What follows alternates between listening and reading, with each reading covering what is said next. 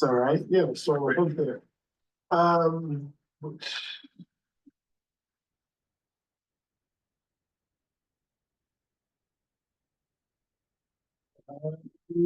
we go. To access this meeting remotely, join from a PC, Mac, iPad, iPhone, or Android device using this URL listed below. If you do not wish for your name to appear on the screen, use the drop-down menu and click on Rename to rename yourself to be anonymous. To request to speak, use the raise hand icon on the screen. To join by phone, dial 1-669-900-6833 and enter meeting ID 826-5339-6072. If you wish to comment during the public comment portion of the agenda, press *9 and wait to be recognized. And please refer to our land acknowledgement within the agenda. And this brings us to agenda item number 1, call to order. Thank you, Chair. For the record, this meeting was called to order at 6:38 p.m. I'll now proceed with roll call. Chair Moore? Here. Vice Chair Wilson had submitted a leave of absence. Board Member Calavita? Here. Board Member Leftwich? Here. Board Member Blackaby? Here. Board Member Cayetano? Here remotely. And Board Member Cayetano is participating remotely on a just cause provision. And Board Member Moses? Here. And Board Member Williams is also absent, having submitted a leave of absence request. Okay, on behalf of the ODPA, we have Director Aguilar, Investigator Wechter, Investigator Gordon, and myself, Policy Analyst Murillo. On behalf of the BPD, we have Deputy Chief Tate, Lieutenant Montgomery, and I believe I saw other staff members here, Officer Morales. On behalf of the City Attorney, we have Deputy City Attorney Chang. On behalf of the City Manager's Office, we have Dr. Kariana Redondo, Assistant to the City Manager, and a DI Officer, Mr. Rex Brown. With that, Chair, we have a quorum. Thank you, Jose. This will take us to agenda item 2, the approval of the agenda. Are there any changes, removals, things we need to discuss? If not, I'll ask for a quick motion. So moved. Second? Second. Not seeing or hearing anyone objecting, we'll move to agenda item number 3, public comment. Thank you, Chair. As always, as a reminder, speakers are generally allotted up to 3 minutes, but may be allotted less time if there are many speakers. They may comment on any matter within the board's jurisdiction at this time, except confidential personnel matters. With that said, I'll start with those who are attending physically first before moving on to our virtual attendees. At this time, would anybody attending physically would like to provide public comment? Okay, seeing or hearing none, I will go on to our virtual attendees. At this time, if you're attending virtually and would like to provide public comment, please use the raise hand icon, or if you're calling in using *9.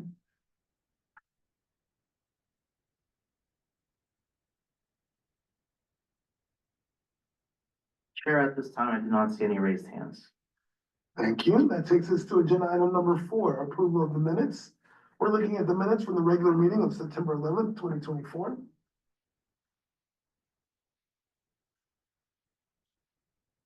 I would move to approve, except on page 13 of the packet, there's a small typo, Chief of Police's report. And with that addition, I would move to accept. Second that. Is there any objections? Not seeing or hearing any, we're gonna go ahead and move to agenda item number 5, ODPA staff report. Director? Yes, good evening, Mr. Chair, board members, colleagues, members of the public. Thank you for joining us tonight. Just a gentle reminder, we're in National Hispanic Heritage Month. We've celebrated up to October 15th, from September 15th to October 15th. There is going to be an event that's being hosted by the city. I believe our colleagues will give you a little bit more information about that. Just want to give you some quick updates from our office, and then we'll go ahead and yield to our colleagues. At the last meeting, I mentioned that we were in the last stage of the background process for our, data analyst position. Today we received the final report, so I still have to review it, but plan on making a decision within the week. So, we'll give you an update on next meeting. We do have, again, we're still in the same, anticipated, timeline to go to the, new office location we mentioned last time. So right now it's looking like a mid-November date. So we're, this week we were in the new facility, taking a look at it and where we are with tenant, improvements. There were some things that are still being, finalized and some permitting that we're still, finalizing. So we'll keep you updated on that. We finished this week the last of our, use of force, forums. So we had, de-escalation and proportionality for the first one, accountability and transparency our second one, and we wrapped up this week with community relationships and fair policing. So now we would, take all the information we've gathered from the feedback we received, but also our own independent analysis. We'll give it to the board. We're aiming to bring it to you next, meeting. So you can review it and then you can have your annual meeting with the police department as required, under the, BPD policy 300. Tomorrow I have the opportunity to meet our new city manager. So just doing a meet and greet with him. Excited about that, establishing our relationship. We, and I believe we'll talk about it later, but we have submitted the reports to council, but there'll be some discussion about that later in the agenda. As a gentle reminder, BART is doing a campaign to the BART Police Oversight Agency to get more independence for their agency. Tomorrow, there will be a meeting on September 26th at 9 a.m. You can join by going 2150 Webster Street, or it's available via Zoom. So you can participate in either way.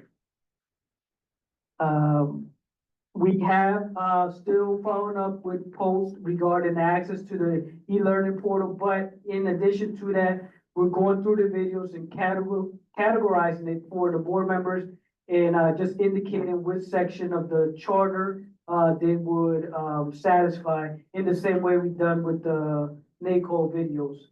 So that's forthcoming. I'll also make a note that, I had the opportunity, I was invited, to be in a panel with other practitioners, criminal justice practitioners, with post to create one of their, learning, modules that they're gonna use at the academy. And this one was on diversity, and discrimination and how officers should be, interacting with members of the community. I'm really excited about the way it's shaping up. And I think it was a neat opportunity for civilian oversight to be at the table. Because it's still under production, I won't get into the weeds of it, but I think it's gonna be a really neat video. And there was a lot of intentionality in putting that together, so I appreciate it. We will now pivot to our investigator, our NACO expert, Jason Wechter, who will give us some updates on NACO. Yes, thank you. So as some of you know, the NACO conference is coming up. It is starting on Sunday, October 13th. I believe several of you will be attending. Director Aguilar and I will be doing a panel on training for board and commission members. We hope you'll attend. On Sunday, there's a separate day-long forum for board and commission members. It does require a separate payment. And I want to call your attention on Monday evening, there's a scholarship fundraiser. It's going to be a trivia night outside at a bar beside the pool. It is a little expensive, but it benefits the scholarship program, which enables people who might not ordinarily be able to attend the NACO conference to go. Jose Murillo is one of the scholarship recipients this year. If you also want to support the scholarship fund, NACO has some branded shirts, sweatshirts that are very attractive through bonfire.com. And I can send the link through Director Aguilar to any of you who are interested if you want to order them so you can wear them at the conference. NACO is not having a monthly webinar this month. because of the conference, but we will be back in November on November 19th with a webinar on police misconduct and disciplinary matrices. And on December 10th, Firearms 201, a follow-up to the Firearms 101 presentation from our NACO member, Thomas Whetstone, who is a certified firearms instructor as well as an oversight practitioner. And of course, we will be having webinars throughout 2025. And I think that's it. And it's on the agenda, but we do have an item for you to take action regarding designating somebody to vote for the board in the election that NACO will have this year. But before taking questions, just wanted to pivot to our city manager liaisons to see if they have any updates for us. Thank you. Good evening, everyone. Hang on, can you hear me okay? Okay. Can you use my teacher voice? First off, I just want to begin by expressing my appreciation to the Police Accountability Board and ODPA staff for the insightful discussion last meeting. Just wanted to share that your feedback, comments, and concerns have been really invaluable throughout this process. And I want to assure the board that we are carefully considering your feedback as we continue working on the Reimagining Public Safety Initiative.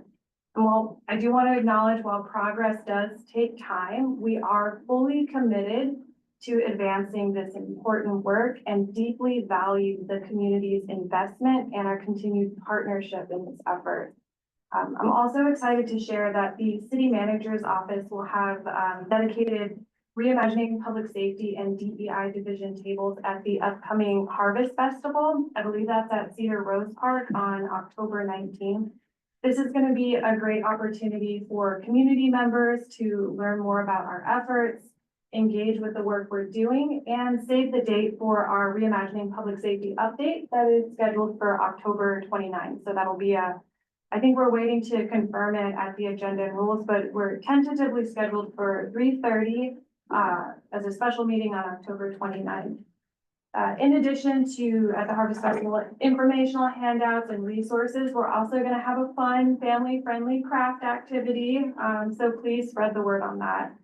And then lastly, I'm sad to share that due to a prior engagement, I'm not going to be able to attend the NACO conference this year as I had anticipated. However, I'm very grateful to my colleague Rex, who's going to be representing the city manager's office at the conference.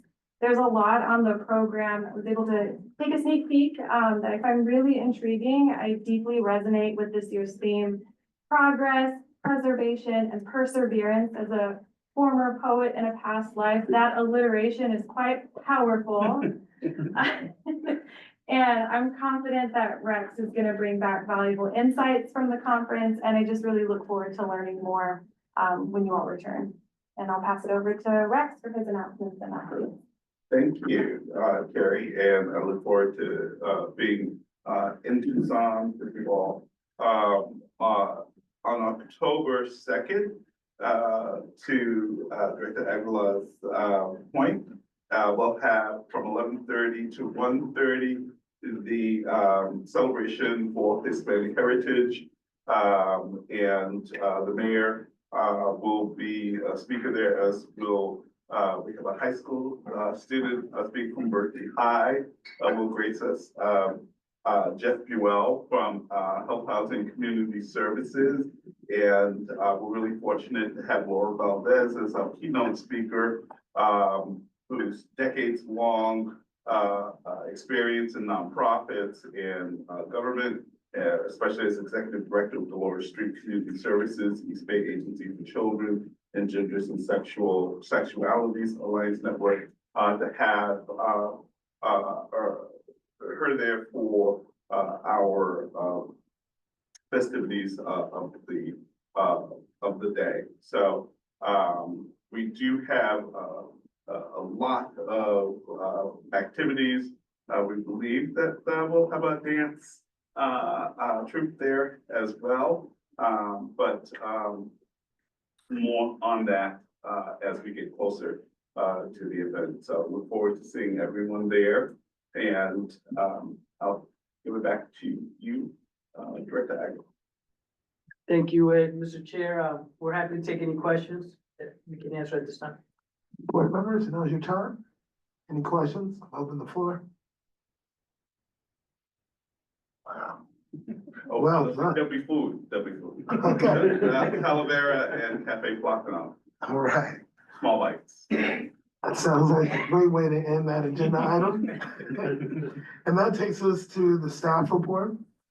And, oh, I'm sorry, that takes us to the chair and board members report, agenda item number 6.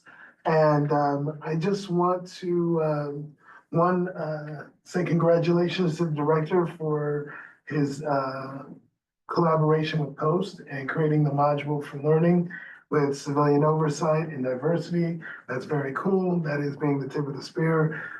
Thank you for that work. I also want to say I am very excited about the Berkeley delegation that is going to NACOL this year. When I started this work almost 4 years ago, and I went as a very, very green board member, I got to experience the community and have an understanding of the work in a way that was profound in my, appreciation of what we do. And I hope that we all get a chance to learn a lot. I don't know who's all going yet. I would love to know that roll call, director. Can you shout that out for us and get that out? I would love to know what we're looking like. Yes, right now we have yourself, the vice chair, and board member Cayetano. And the ODPA staff will be participating. Excellent, excellent. That's great. And Rex is coming with us, correct? Yes. Okay, making sure. Committed, Rex. That being said, that's all I have to give. Is there anything else that board members would like to share? Now is your moment. Not seeing or hearing any, we're gonna go ahead and move to agenda item number 7, which is the chief's report. And I believe I saw Deputy Chief here. Hello, Deputy Chief Tate. Good evening. How are you tonight? Doing well. Good.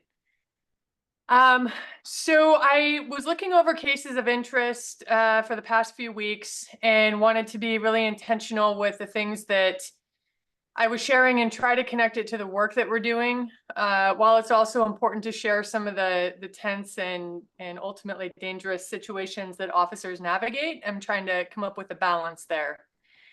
One case of interest that I saw was on the 24th, just after midnight. We responded to the 1300 block of Delaware for a report of a man with a gun, and he had brandished and threatened his ex-girlfriend with a firearm, and he was supposed to still be in the area.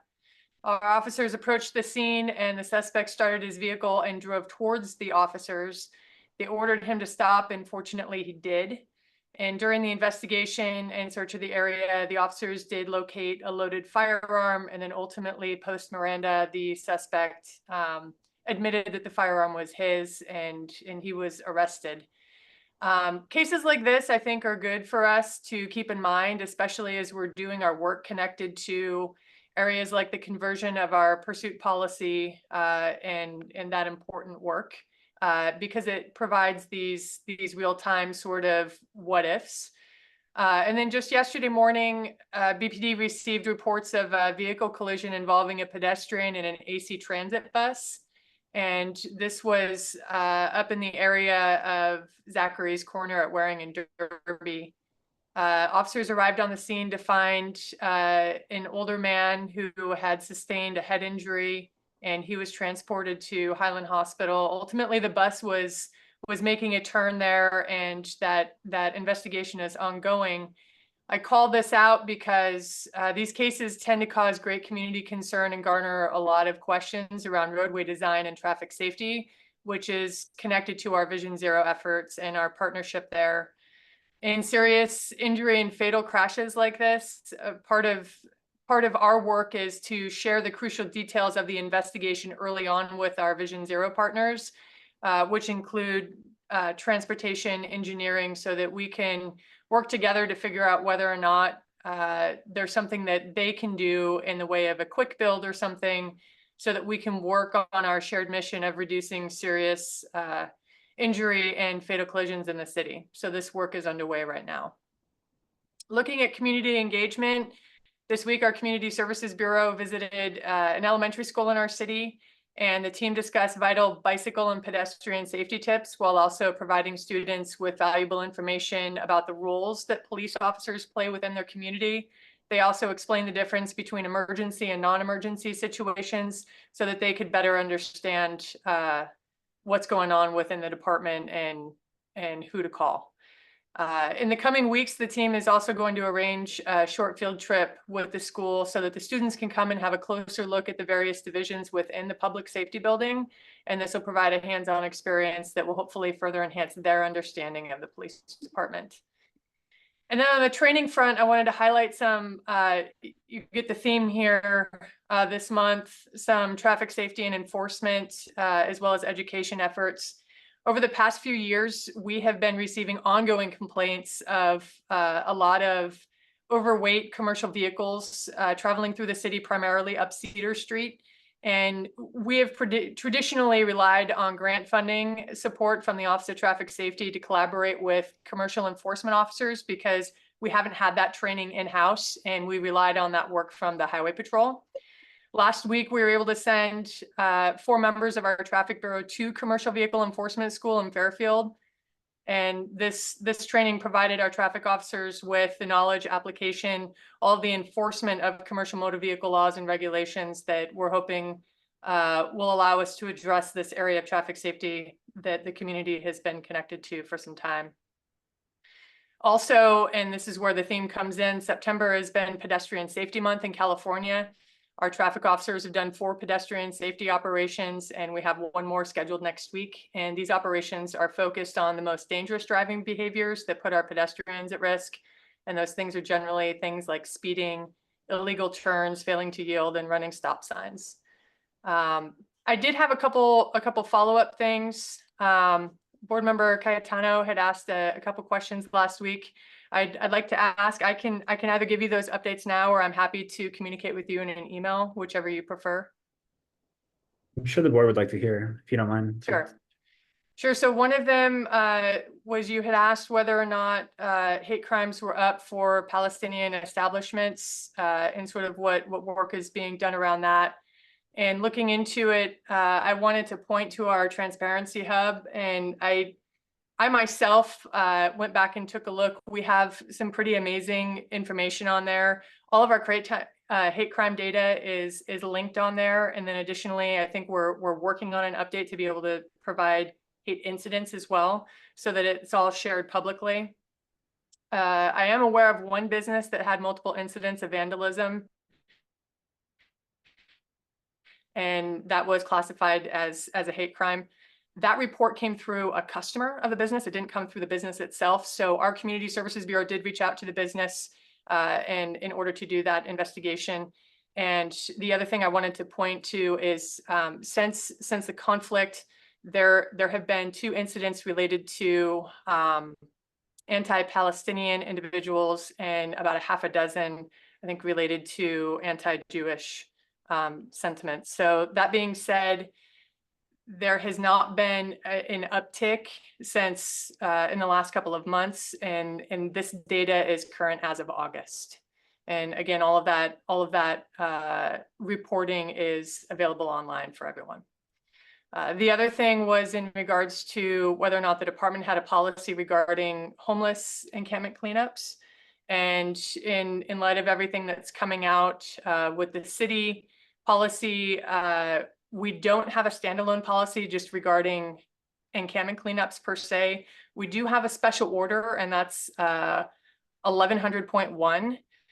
And generally, we follow the citywide policy and collaborate with HRT and other city partners in order to do that work.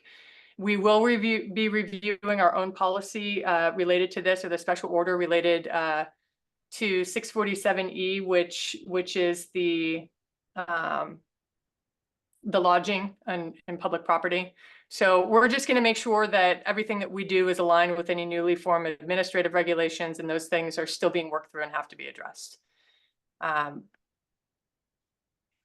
some of that stuff will be in conjunction with, well, all of it will be in conjunction with neighborhood services, the city manager's office, city attorney's office, public works, you name it. So we'll be bringing all those stakeholders together to work through that.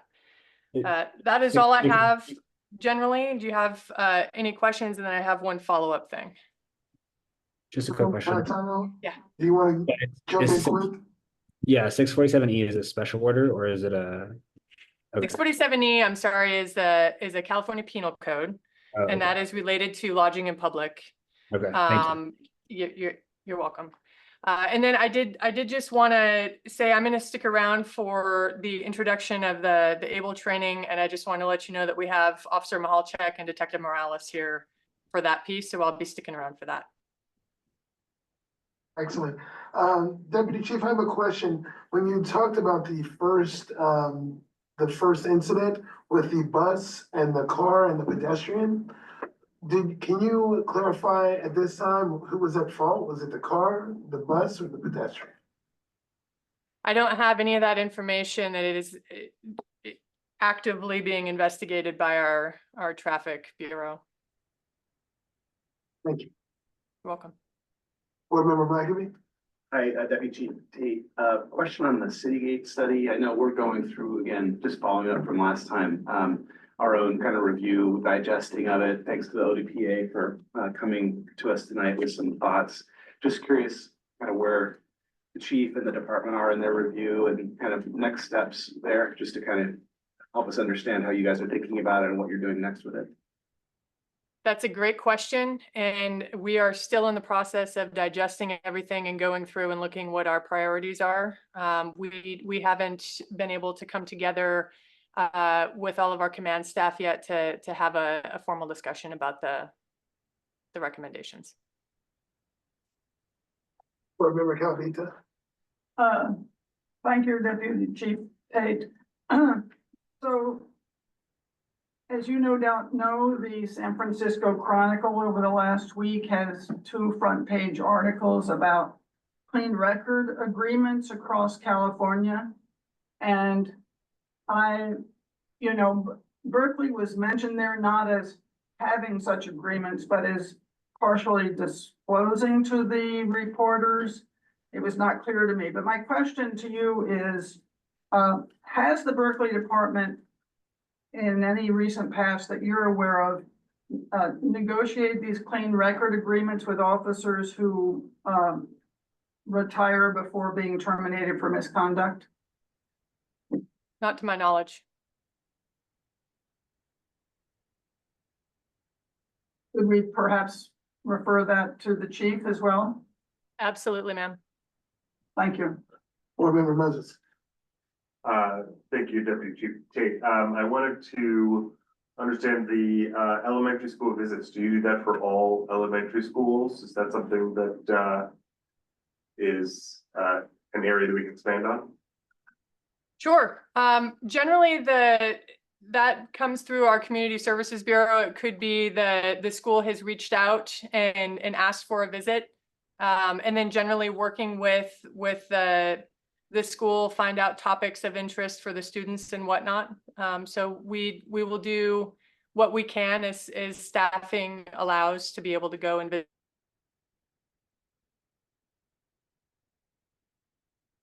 Any other questions for Deputy Chief Tate? I think she's frozen. I think she can still hear us, yes?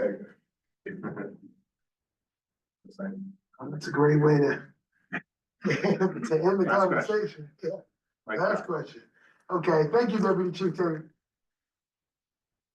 At this time, that takes us to agenda item number 8, subcommittee reports. So, if you want to go through our list. Thank you, Chair. So I'll be going down through the list. Subcommittees have any items to report, they may do so when I call them. I'll go ahead and start with the regulation subcommittee. So the subcommittee met again this morning for about 2.5 hours with the stakeholders. Again, these are meetings to get the city stakeholders on the same page. They involve the police department, HR, the city attorney's office, ODPA and, board member Leftwich and I. And so we've been getting on the same page about a number of issues, and, it looks like we'll probably have one more meeting before we begin negotiating with the union, when the city begins negotiating with the union. Yeah. Do we take questions about that? Or do you want to add anything? Yeah, I just wanted to add one thing, that we're making progress, but I think it's been a difficult process. And one of the major sticking points, in addition to our subpoena power, has to do with the complainant's access to records. And as the board knows, currently complainants don't have access to anything except their own complaint and statement, which we believe, and the board has believed, is a serious violation of due process, and it's just unfair. And so we are seeking to address that situation in the regulations, which were passed by the board. But we're getting pushback from the city attorney's office. We're gonna have a separate meeting with them to discuss that, but I know it's something that Kitty and I feel strongly about, and the board has expressed strong feelings about that in the past. So, you know, fingers crossed, but we'll see what happens with that. Thank you for that. Appreciate that review. Is there any questions for the Regulations Committee? Okay. Fair and impartial policing implementation, any additional updates? No additional updates. Okay, surveillance technology policy. Okay, policies and practices relating to the downtown task force and bike unit allegations. So when we last talked about this at our last meeting, we thought that this would be coming before city council on October 1st, and that one of us would present the downtown task force report. But at the Agenda and Rules Committee at their last meeting, they sent our downtown task force report to the Public Safety Committee for their weigh-in. That committee won't meet until October 21st. After that, the earliest Agenda and Rules Committee meeting would not be until October 28th. And that would be for the agenda for the council meeting on November 11th, okay? So as you can see, that will be after the election. And so maybe I'll leave this for our action calendar under new business, but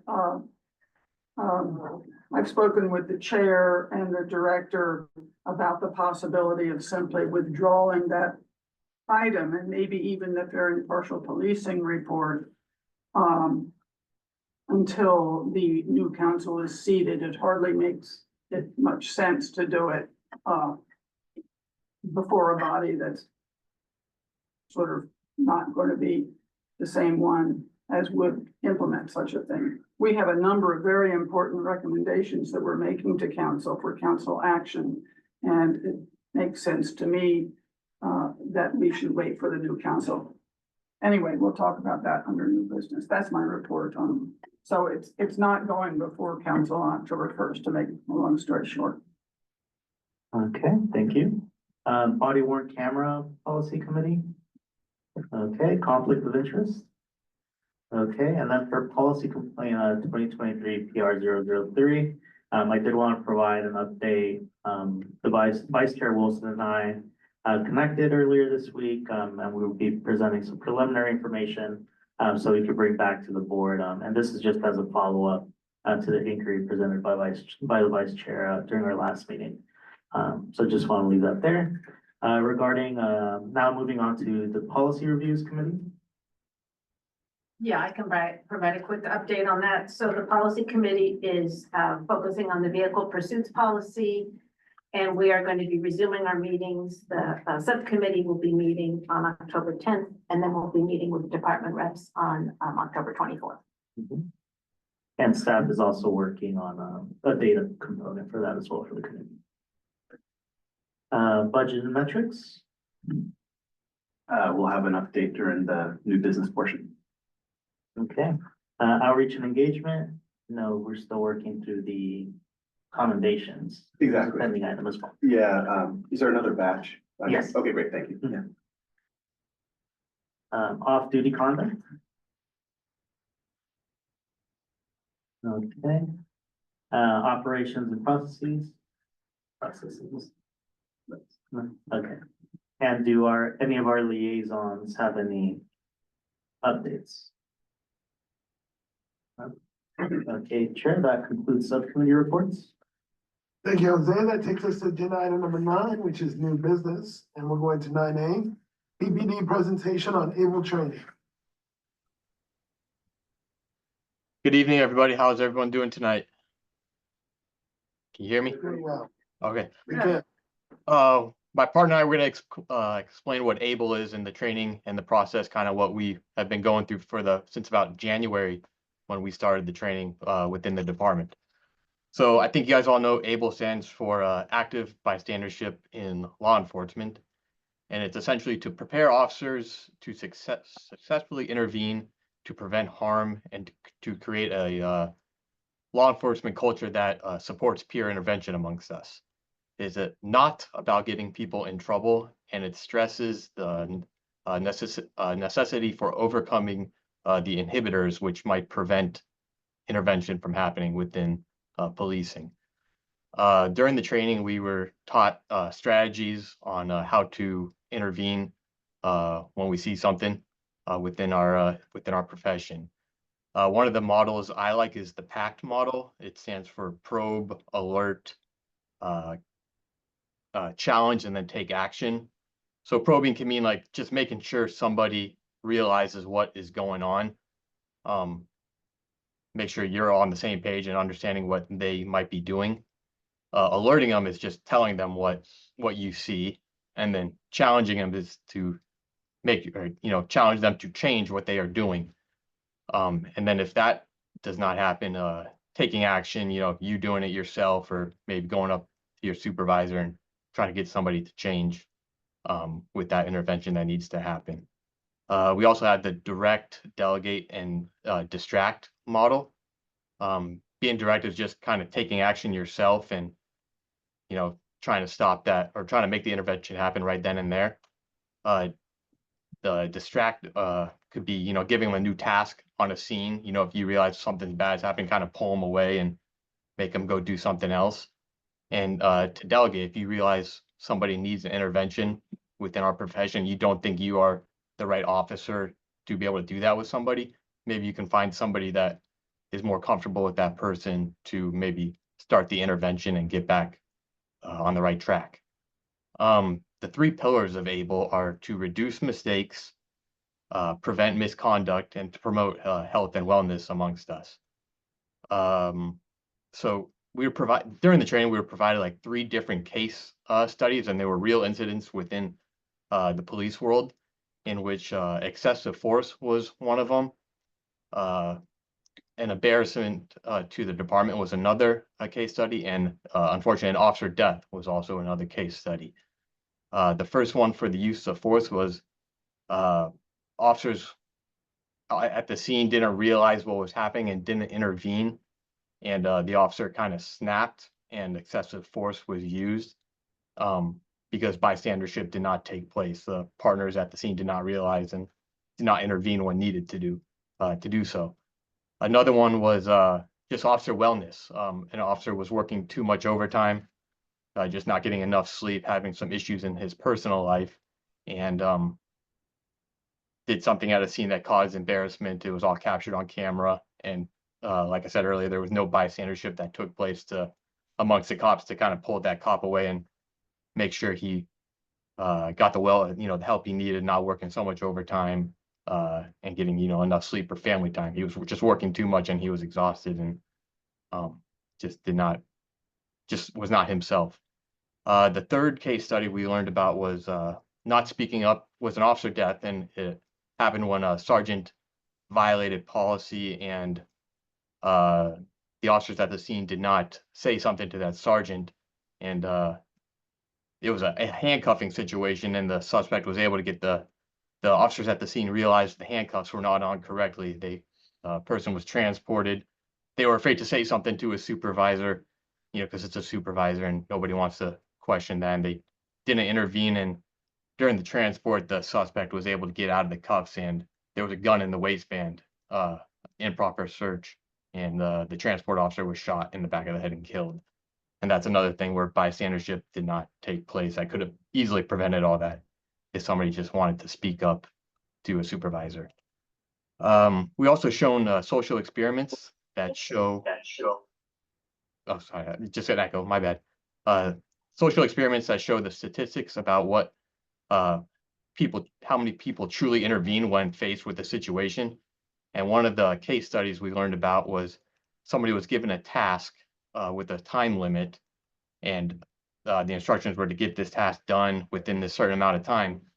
But within that task, they didn't know there was stuff happening around them that the proctors set up, and they were so focused on the task, they kind of had the tunnel vision and didn't realize people needed help around them, and they did not intervene to go help somebody that was obviously in need.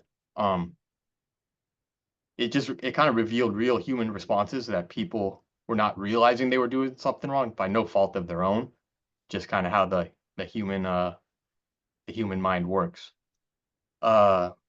Abel also explains why people are hesitant to intervene at times. Like I mentioned earlier, the inhibitors.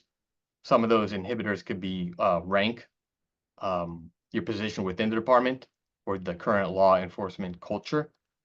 It could also be your fear of like retaliation for doing an intervention with somebody or not being accepted amongst your fellow officers. And it just Abel stresses to intervene early before it is too late, and also wants to reiterate that it's also better late than never, to start an intervention. Somebody could be going down the wrong path and you think it's too late, but honestly, they just might need you to step up and say something to get them right back on track. Essentially, just you got to notice something's happening. You got to decide to do it, and then you have to have the confidence to act. And Abel is really big on the notice, decide, and act. That's 3 words that they stressed over the training. I think there's 8 benefits to creating this culture within of active bystandership. I think it could reduce the unnecessary harm to civilians, reduce the unnecessary harm to officers, reduce the risk of officers losing their jobs, reduce the risk of lawsuits against the department and the city, improve police community relations amongst everybody, improve officer health and wellness, improve job satisfaction, feel like you have a purpose to do what you do, and improve citizen interaction with our agency. So that's kind of what we were learning about, and just kind of what we are presenting to members of the department right now. And my partner, Detective Morales, is going to get into kind of what the training is and how we're putting it together and what we had to do to become an ABLE certified agency. So, Detective. All right, thank you, sir. Good evening, board members. My name is Daniel Morales. I'm one of the detectives here at the Special Victims Unit.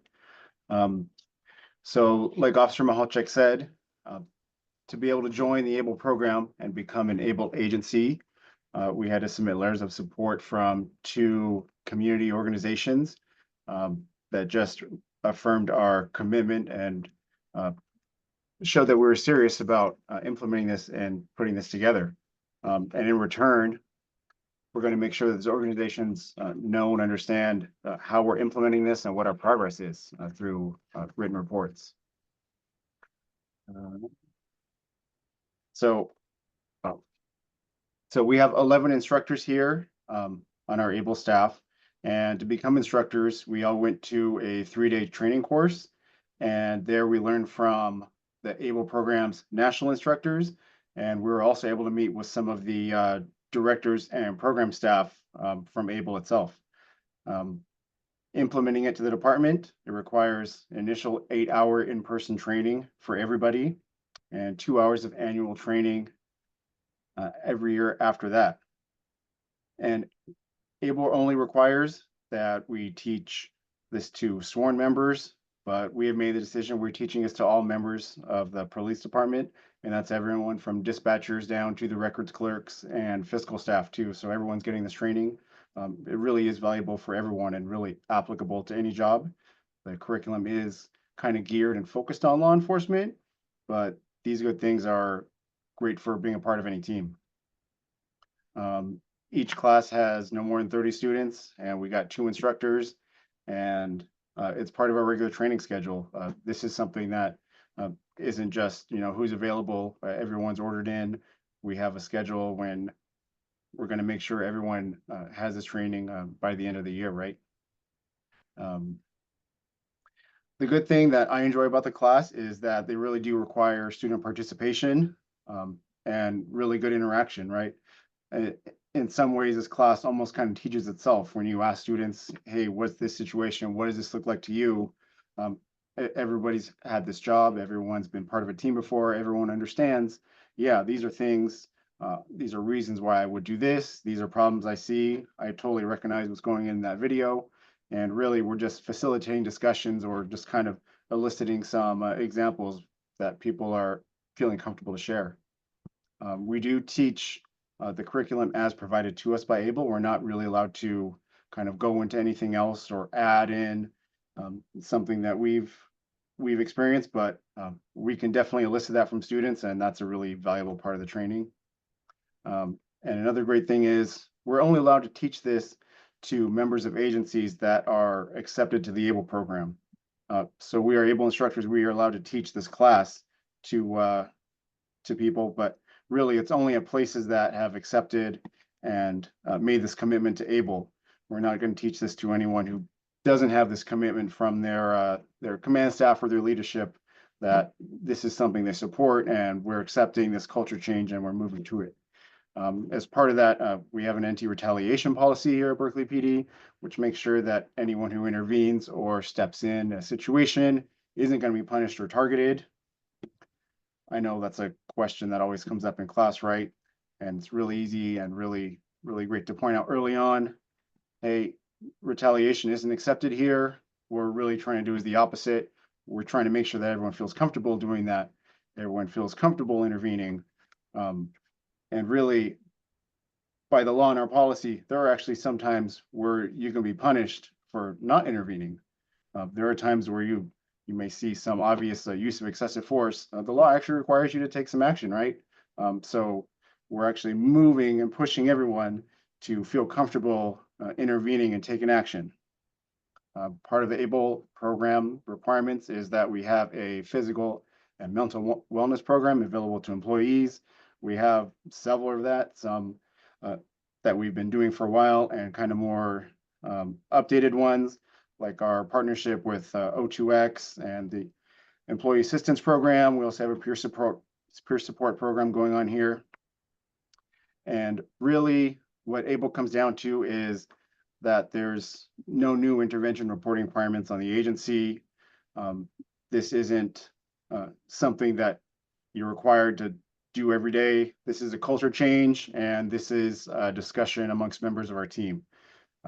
I personally feel that a lot of these things that we've talked about are things that we have done. A lot of us have been really successful at. I've been intervened on many times, and I've been able to intervene on other members when I've seen something wrong or thought maybe we could do something a little bit better. And ABLE just gives us a little more framework, a little more understanding, and some more strategies that we could do that comfortably. And it's just going to be a regular thing. So work of ABLE is never complete or over. And I see ABLE being a success when new or younger members can come in and they feel comfortable approaching or confronting a situation that they feel is wrong.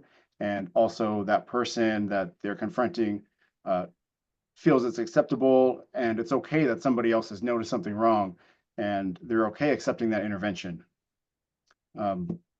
So we have a few more trainings going on this year, and I think we're maybe about halfway done. So far the reaction has been pretty good. I know a lot of members kind of go in kind of hesitant and not understanding what it is. Like, is Is this like a how to snitch school? Is this, what exactly we're gonna do here? But once they go to it, I really get the reaction of, oh yeah, we all kind of do this. We all see this. We all understand it. Let's just make this a formalized thing that it's okay to do this.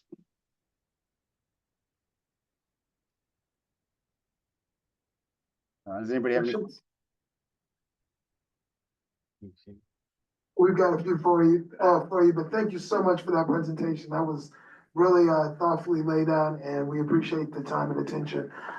Board Member Blackerby, would you like to kick us off? Real quick, Officer Malchik and Detective Morales, thank you so much for sharing this with us. It's really interesting and insightful, and thank you for sharing it. You'd mentioned that you're about halfway done. Does that mean half the staff has done something and half hasn't, or does it mean everybody's done a little bit? I'm just curious kind of how the rollout is going in that first year.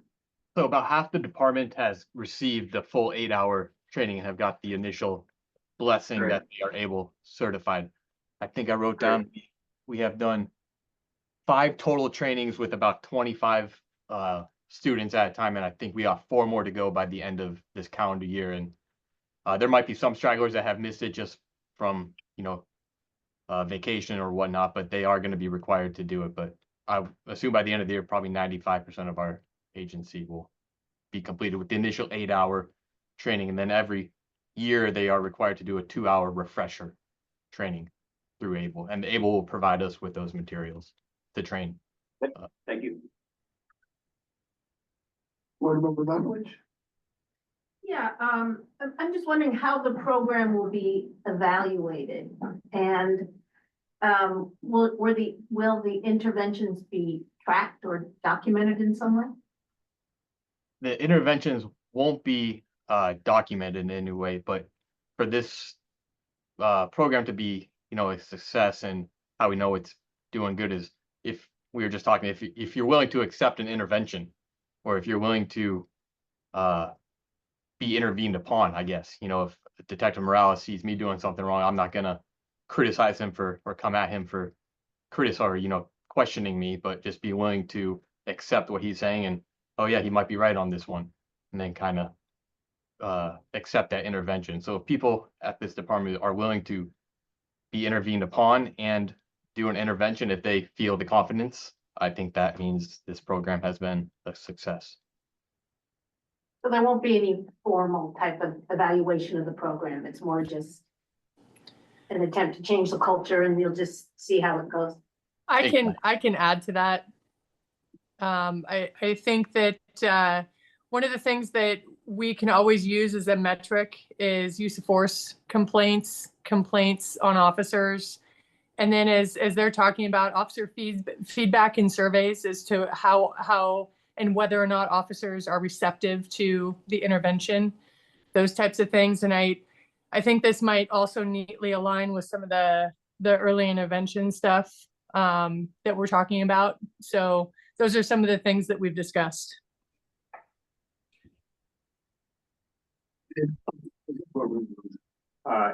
Maybe a little bit of a follow-up to that. So I'm very grateful for this presentation, and excited about the training and the policies that you outlined. But as Board Member Leftwich alluded to, this really is about the culture. And I wondered if you could share an example of an intervention occurring within the Berkeley police force, recognizing the challenges of talking about an incident from the perspective of the intervention and not the incident is a challenge within the force. But I felt like the examples that you shared were enlightening examples, and I wonder if there are similar ones that we can highlight within our police force to show that culture. I don't know if like specific examples where it's, we have had that happen. I wonder if there are alternatively examples in the other direction that in this training, we can talk about examples where intervention should have happened and didn't take place, or similarly, ways ways to, again, highlight the culture within the force as opposed to just training. Yeah, so actually included in the ABLE curriculum are a few case studies. They're actually derived from real events, but of course the names and places have been changed to kind of protect the people involved. But there are cases where there was no intervention on something that seemed really mundane, and that just kind of snowballs to an officer not taking care of himself and then making bad decisions, and then making really bad decisions that at one point, if there was an intervention, that this maybe wouldn't have happened. But I could say, just very personally, from being on the job for a little while, there's definitely cases and situations that I've been involved in where an officer is in the field trying to get compliance from a suspect, and like it's really just not working, and we are really committed to not using physical force if that's at all what we can avoid, right?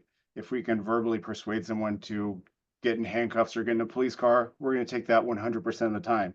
But sometimes, we're talking to somebody and we just can't get them to do what we want. And we start getting frustrated, and you start seeing it in our face, and you start hearing our voice. And, me or another officer has, caught in on that and cued in and said, you know what, I think this officer, like, maybe they're not really effective. Let me go over there and let me see if I can intervene and maybe ask to kind of take over, maybe let that person know, like, hey, you're supported. You're not the only one here. Let's try some other things. And every time I've seen that happen, the officer being intervened on is, very grateful. They're happy that they're supported. They're happy that it didn't have to escalate any further, right? And that's great. That's a showing that we are using our de-escalation techniques, and that's showing that an officer can take some help and can accept somebody else pointing out something that we can do better. And I think that tracking and highlighting all these very publicly or just amongst ourselves, I think that may actually be a detriment sometimes, right? Because when someone comes in and accepts help, they don't always want everybody to know. We don't want to make a big deal about it, right? We just want to continue on. We're all about the same mission. We just want to get the job done and move on. So as long as everyone's willing to do that, willing to help and be a helper, then I think that's what we're looking for. Thank you for that answer. And I just want to add to that, if I might. I think it's very important that you have the safe space and the freedom to be able, as peers and colleagues, to have the relationship to intervene. And the director and I had the opportunity to have a little bit of training in ABLE, and I thought it was very powerful. I thought that the way that officers would have to interact and engage with each other, it is intimate, it's profound. You're saying, hey, I wanna pull you back from this behavior. That's a big deal. So I appreciate you guys doing this work and figuring out how to best intervene on your colleagues' behalf. It helps everyone. We know we can't have a metric for ABLE to say how it's working and how it's affecting the community, but we can see how it's helping the health of our officers, and it gives them support system within the culture. And I just love to see that Berkeley Police is taking it on. I also want to add that. Does anyone- Go ahead. I just want to add that at the trainings, we've had a lot of, at one of the trainings, it was somebody's second day on the job here. And for them to be at day number 2, seeing that we are teaching this and supporting this, that is, I think, really good for them to see right at the beginning of their career that what BPD is trying to implement, and, the culture we have here. It's very beneficial from being ingrained in them on day number 2.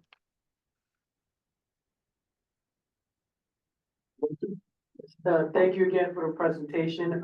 Just echoing everybody, what they said. To the point about the new officers, is this something that's potentially being used as a recruitment tool to establish upfront, this is who we are as Berkeley, this is what our culture looks like? Is that in the works, or is there any consideration for that? And then I have a separate question. I know the chief and, command staff has very much been supportive of this.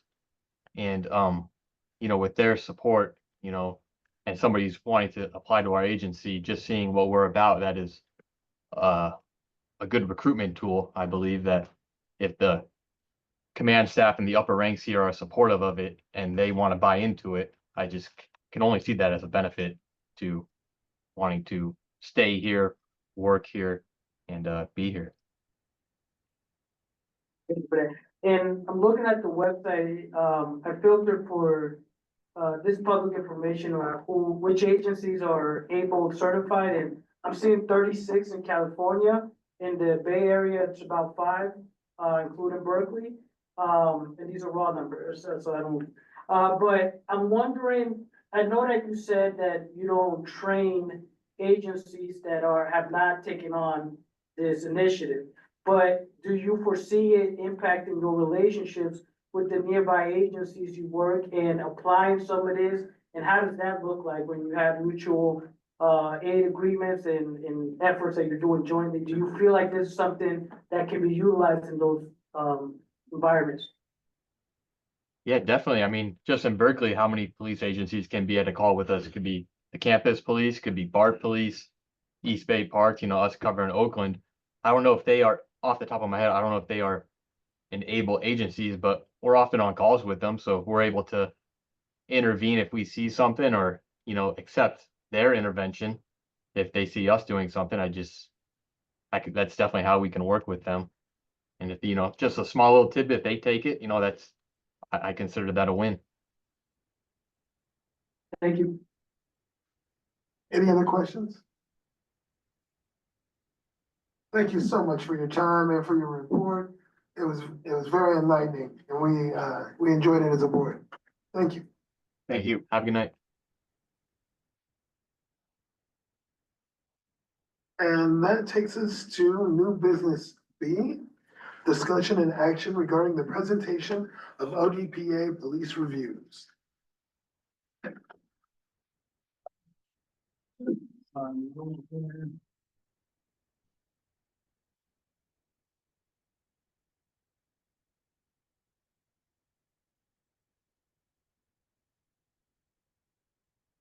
Chair, if I may? Of course, okay.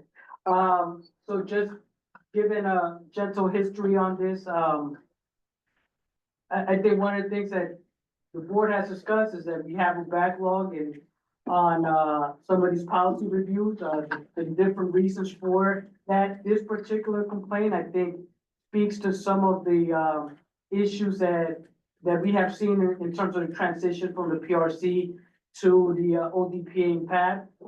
And unfortunately, if you could advance to the next slide. Unfortunately, in this particular case, this was a case where a complainant did everything they needed to do from their end, and they just got kind of caught up in a perfect storm of bureaucracy and transition that unfortunately resulted in them not being able to be able to realize a hearing, even though they did everything they needed to. So, but this also gave us the opportunity, receiving this complaint, to be able to do this sort of internal review and analysis. So, as background for the board members who weren't on the board at the time, we had a community member that alleged mistreatment by the BPD officer, so it was a personnel complaint. She reached out, filed a complaint. There were delays that impacted this, internal delays, that no fault of the complainant. So we unfortunately timed out, and then through her representatives with the PRP project, she filed a policy review or policy complaint. So, and she listed different things and areas that she felt needed to be improved and reviewed. So that's the essence of this review. Particularly, we looked at BPD policy 1010, 1034, the regs, and the charter provisions. So you can advance to the next slide, please. Again, this is the charter authority that allows for these kind of reviews. So we were operating under the policy practices and review authority. Advance to the next slide, please. This is sort of methodology we utilized. We again looked at these policies, are the regs, and we looked at several literature or documents, reports that that may be able to speak about some of these, institutional issues. And we try to apply them in the review of this. Next slide. Okay, we had not anticipated the workload study being, when we were, finalizing this report, being ready, but because it became ready, we incorporated it into the report and what it spoke to, in terms of ways we can improve these systems. Okay, so, just to summarize the findings, and what page, is this on in the packet? And the PowerPoint's on the packet, but I'm just, for members of the community who. Page 2021. 2021, okay, so page 20 to 21, that's where the report, starts. And one of the things, that was a concern to the community member was about officer unavailability. Now, this is, I think there was a miscommunication in terms of what happened and how these things are, communicated to community members. It was perceived that as if there was a resistance to be available by the officer. But in doing so, in doing this review, we saw that there are areas where perhaps there could be stronger language, certainly for public facing purposes, but internal purposes that emphasizes the availability and ensure that officers are participating in good faith in this. So, the two policies we referenced, 1010, 1034, they don't really speak to this. So our recommendation is to incorporate, some of the language that exists elsewhere in the regs, where right now they're being finalized.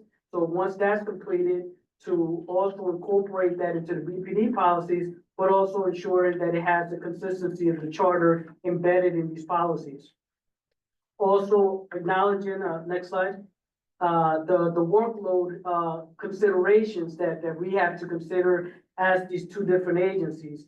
We now know that there's, different duties that are required under the charter for the PAB, ODPA, and the BPD. One of the things that the workload study says, we probably need more admin support to ensure that we're, able to, provide the support that these systems need.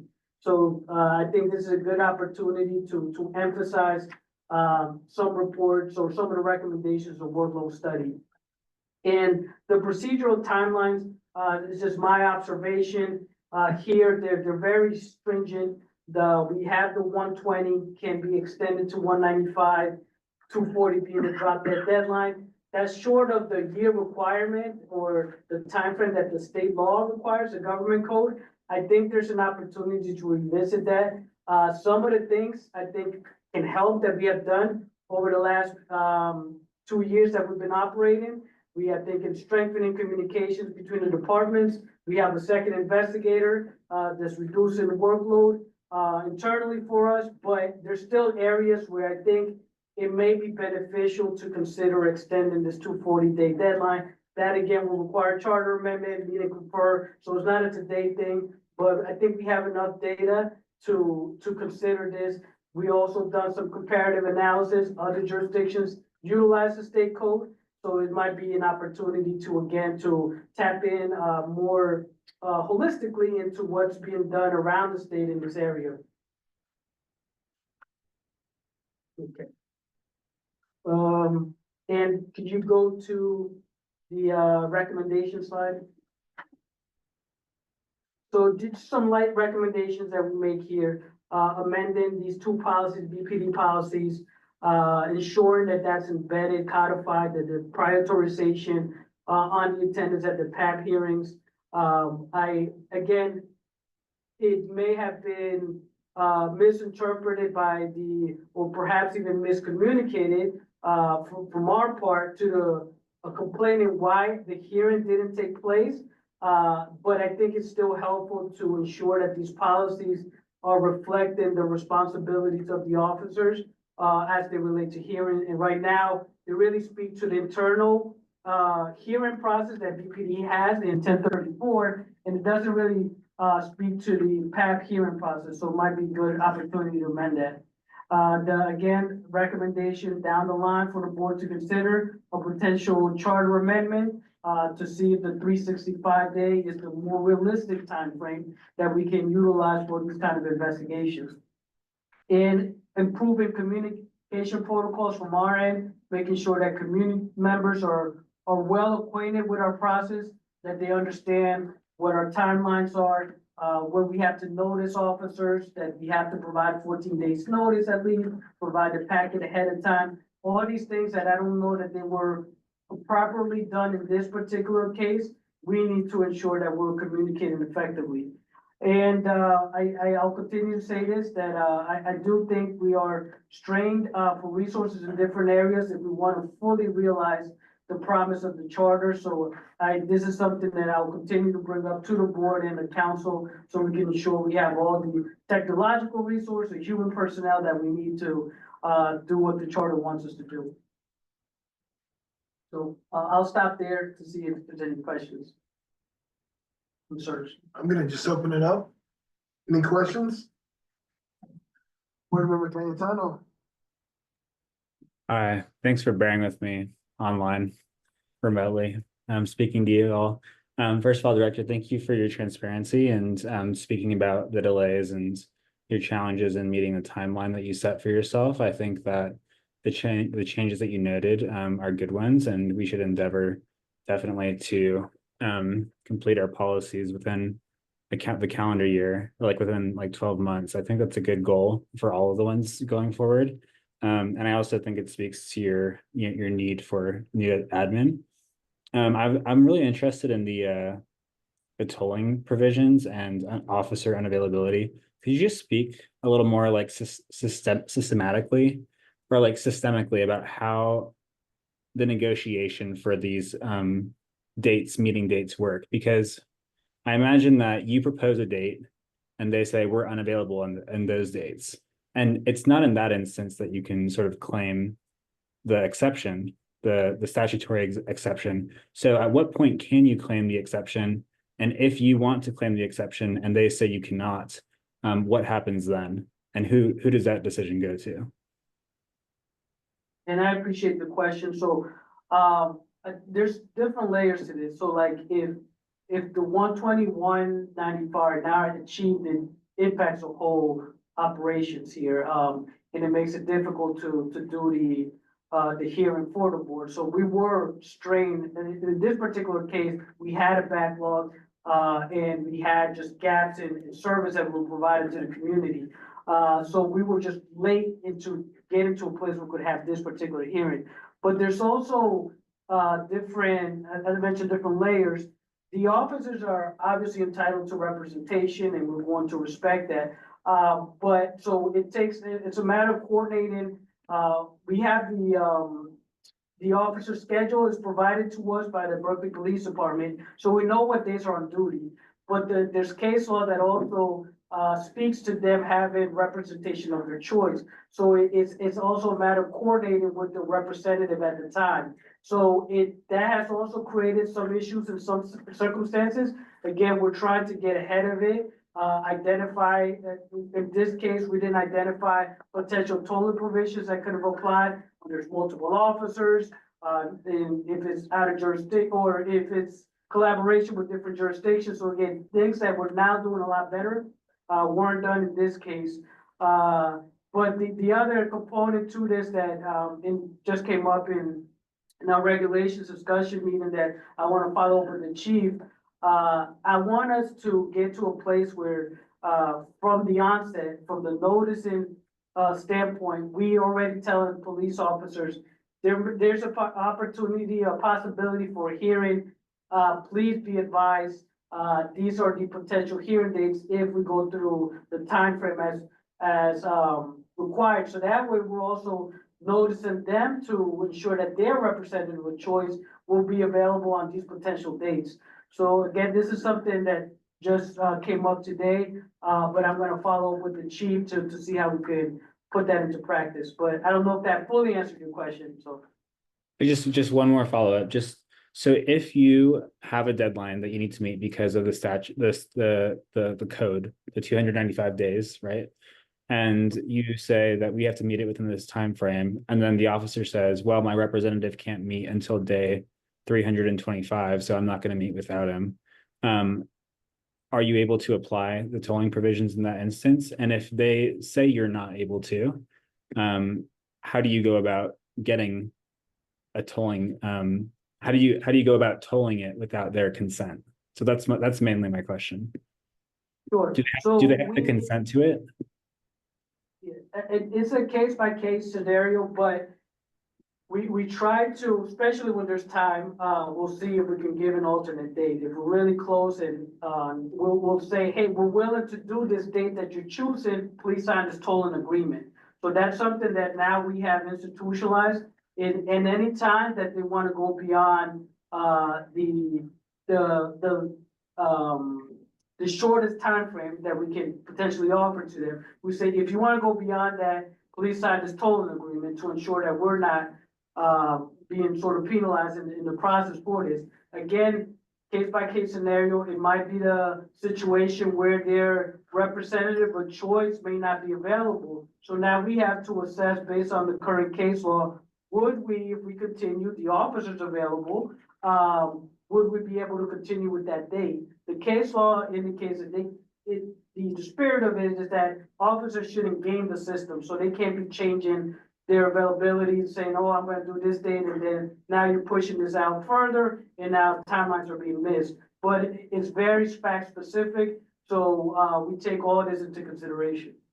All right, less of a comment or less of a question, more of a comment. I don't want to put you in the position of being, like judges, having to read and interpret case law and applying it to your own case.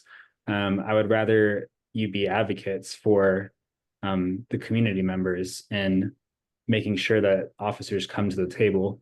So I just want to make sure that you're not holding back from applying tolling provisions where possible, because you might interpret case law in one way or another.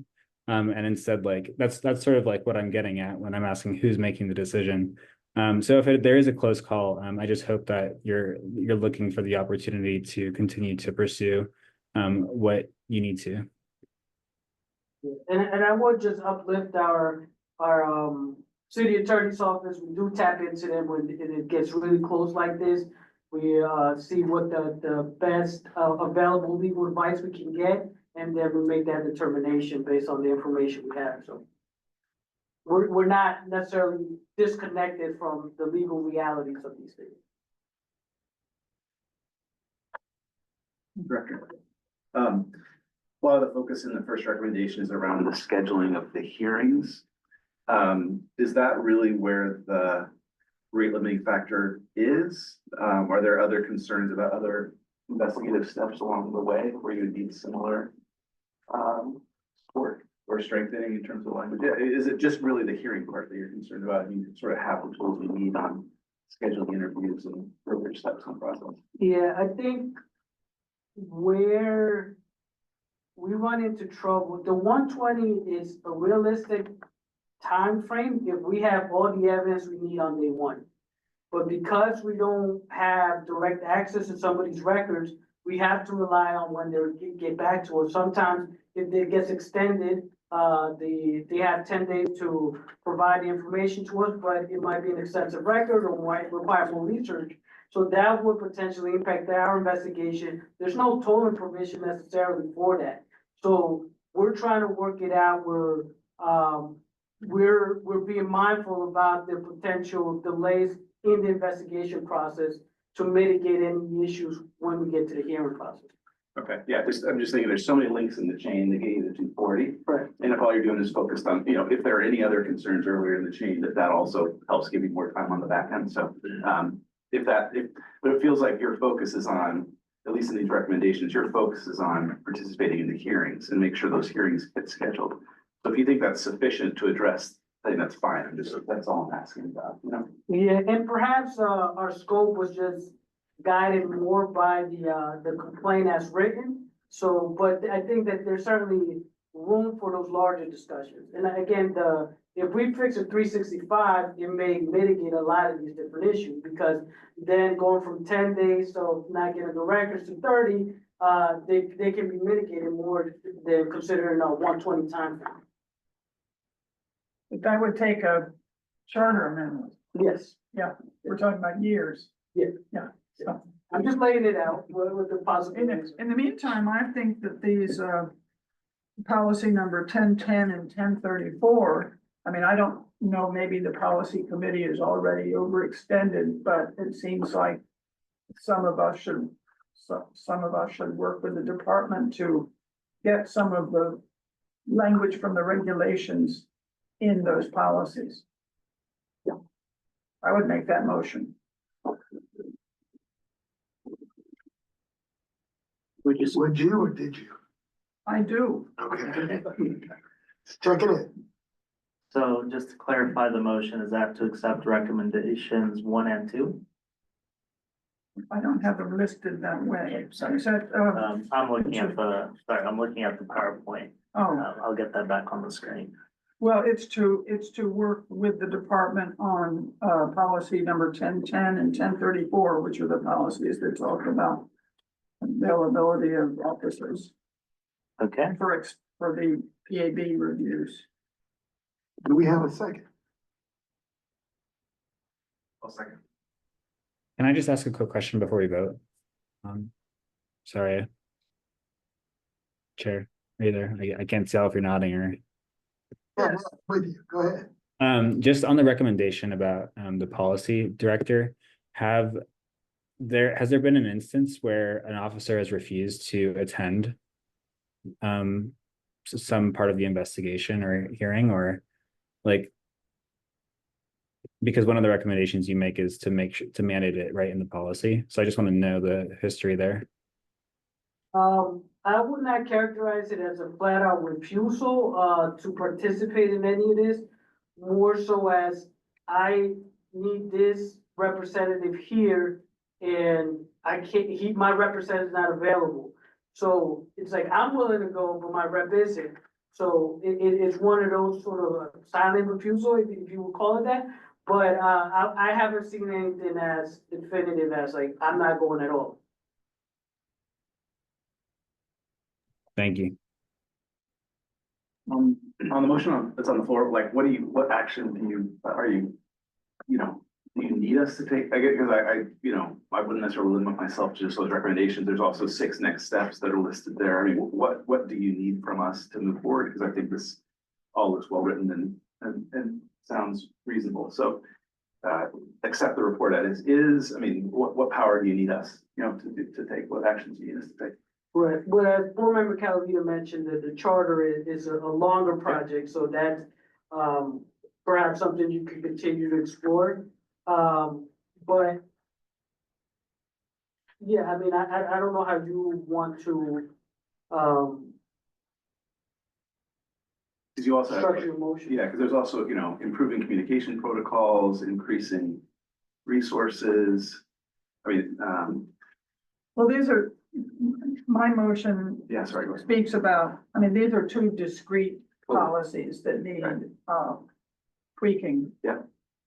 Yeah. Sorry, my thing's off, that need tweaking, so I thought we could start there. The other things are a little less concrete and long-term. Yeah, is there anything, like, would you be ready to move on these the automated communication tools? I mean, are there other things that we can do to support you beyond your 2 policy? I think some ways we could institutionalize some of these things and perhaps it wasn't, neatly articulated here. It might be helpful if we do more relationship building with the police department and go and perhaps doing joint visits, a board member, a member of the staff, to just demystify all of this and say, hey, like, this is our process, going to roll calls. This is who we are, board members, this is what you can expect from us. So perhaps that could be, if there's any uncertainty about our processes, perhaps it could be done through more effective relationship building and communication products, just putting out posters or whatever we need, materials to share with the department. Hey, these are ways that this is what to expect out of our process, and put forth some sort of material on that for officers so they understand, for community members as well.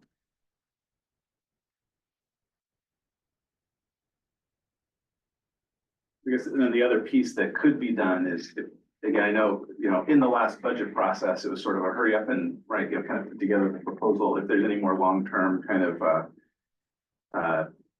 negotiation advocacy for greater resources that's not just within the budget window, I think that's also next step number 4, so that we can lobby ahead of time. Yeah, and I think that's very important. I think it would be helpful to do a more concerted effort on our needs assessment. And I know that perhaps it, like you said, we went in the very sort of last stages of it, so there was a lot of moving parts, but let's look at the resources we have and the resources we need to bring forth these different services that the charter wants us to provide to the community. So is there a friendly amendment that you'd like to add, Board Member Blackaby? Well, that's what I'm trying to figure out, like, what board member Calavita laid out is clear. I mean, like, that's direct, and obviously we can do that. I'm just trying to. You want to add, I'm with you. Yeah, but I'm trying to figure out what it is specifically we can do other than give you the green light. If you want to look for new technology to help with the scheduling communication, all for that.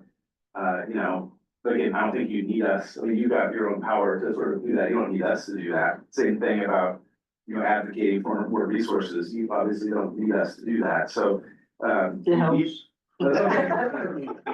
Fair enough, fair enough. Would it be useful to then also, is this policy review going anywhere else? Is it going to the council? Is there a synthesis of it? So this just provided to you and then you would decide next step. Okay.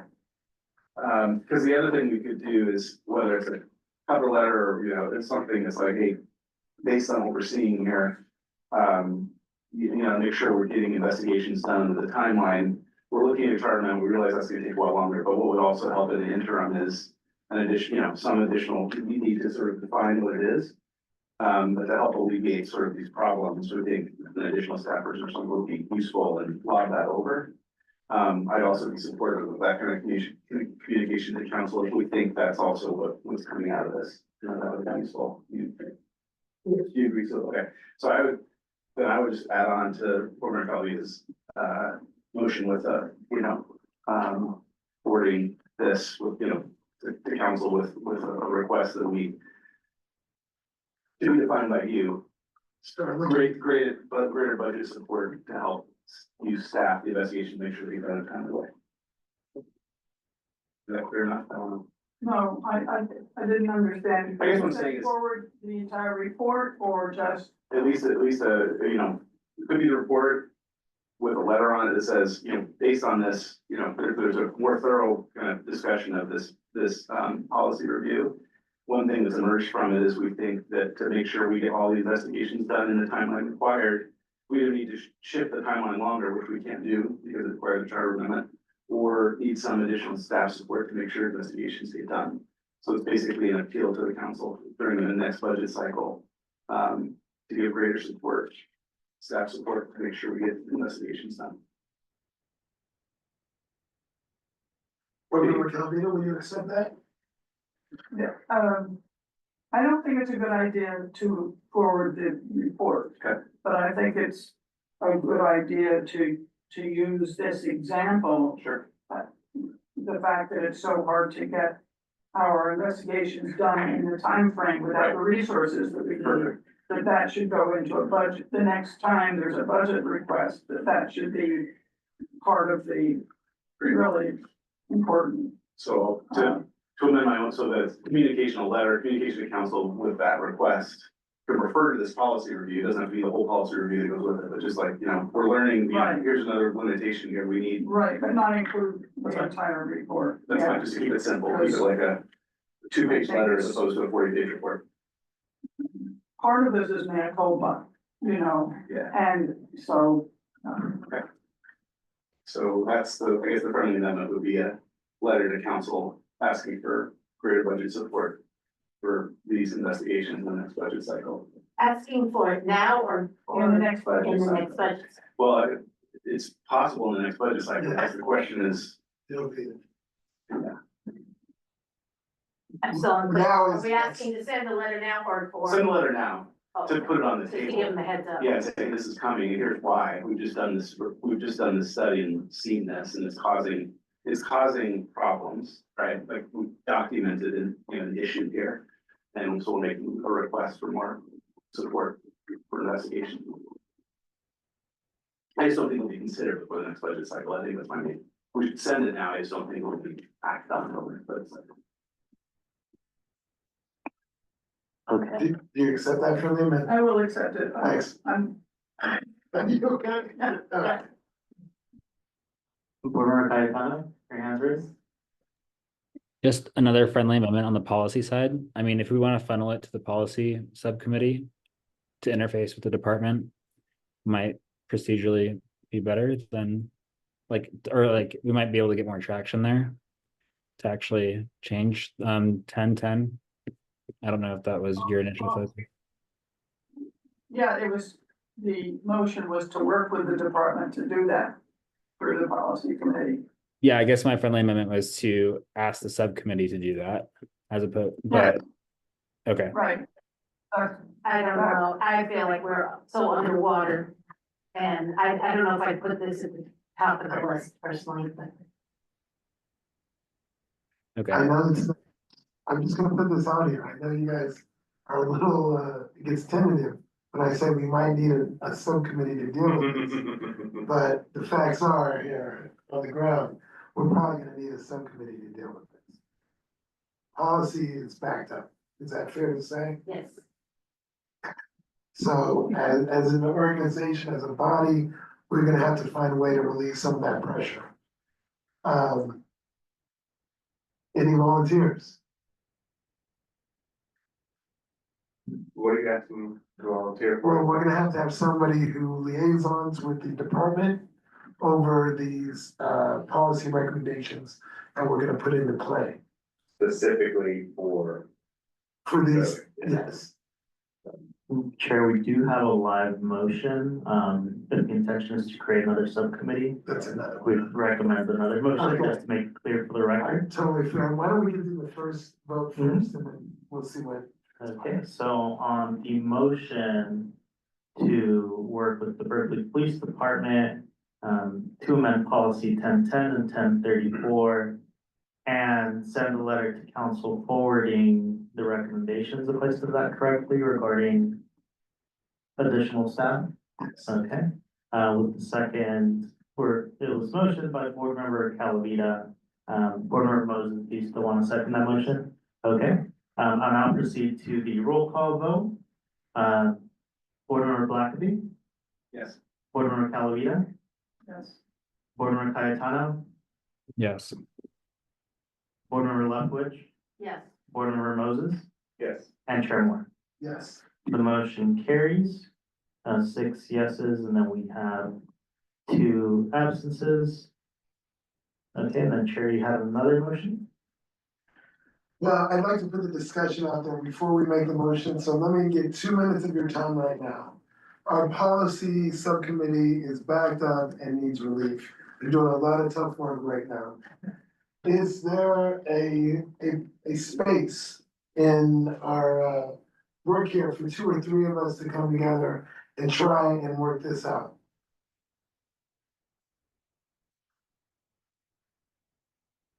Board Member Moses, I see you, you're almost there.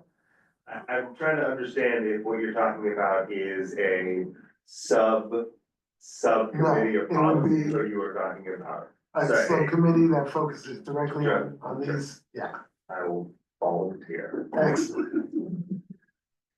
Board Member Moses, thank you for your service. Anyone else who would like to go ahead and throw their hat, proverbial hat in the ring? I was gonna volunteer them. That's what you got. New board member who could, That's true. That's a good choice for the new board member. Yeah. Well, Well, as the board introduces a motion to establish a subcommittee, and at the next meeting, That's right. appoint additional That's members. right. That's okay. I wasn't gonna just. Or Vice Chair Wilson. Or new board member Williams. Right. Yeah. I was gonna say bad things, but that being said, why don't we just go ahead and do the subcommittee? Okay. We need a second? Second. Thank you. Okay. So on the motion to establish a subcommittee to review BP policies 1010 and 1034, with the motion by Chair Moore and the second by Board Member Blackley. I'll proceed to the roll call vote. Board Member Blackley. Yes. Board Member Calavita. Yes. Board Member Cayetano. Yeah, sorry, there's a echo in the audio right now. Board Member Lefkovich. Yes. Board Member Moses. Yes. And Chair Moore. Yes. The motion carries, 6 yeses and 2 absent.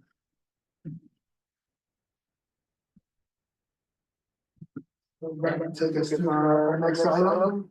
Which is the policy policy review. Yep. Okay, just one moment while I get this shared on the screen. Get this on the screen first. Fine, that comes in. With that.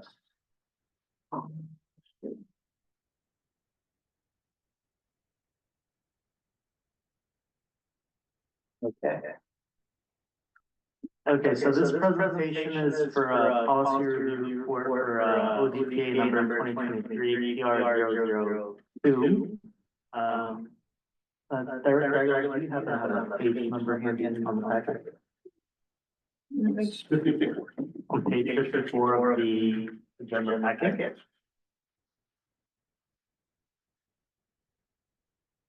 Just a quick background to this particular policy plan. This is one of the ones that were backlogged. It was originally received on April 11th, 2023. The ODPA had received it. It was primarily concerned about the lack of response to the BPD's general email. The complainant had sent 2 correspondences, and at the time when they filed the complaint, they hadn't received a response to their emails.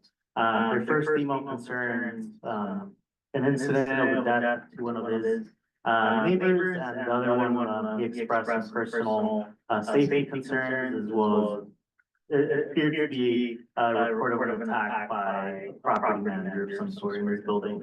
By the time we had received the complaint, and by the time that we spoke to the complainant, 20 to 22 days had passed without a response from the BPD's email, which was a concern of the complainant. Right before when we presented it to the board originally, we actually reached out to the complainant, who had informed us that staff members of the BPD had called them and had addressed some of the issues and his concerns, but he still wanted to proceed with the policy review in terms of the email response time.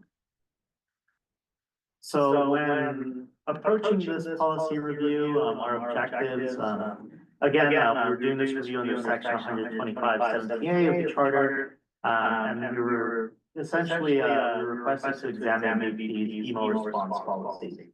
And one of our goals here was not just to look at the policy itself, but also compare BPD's practices with other agencies, and identify the areas of improvement in a way that better serves Berkeley residents and our stakeholders. Just a brief overview of our methodology. We requested records from the BPD as well as the IT department.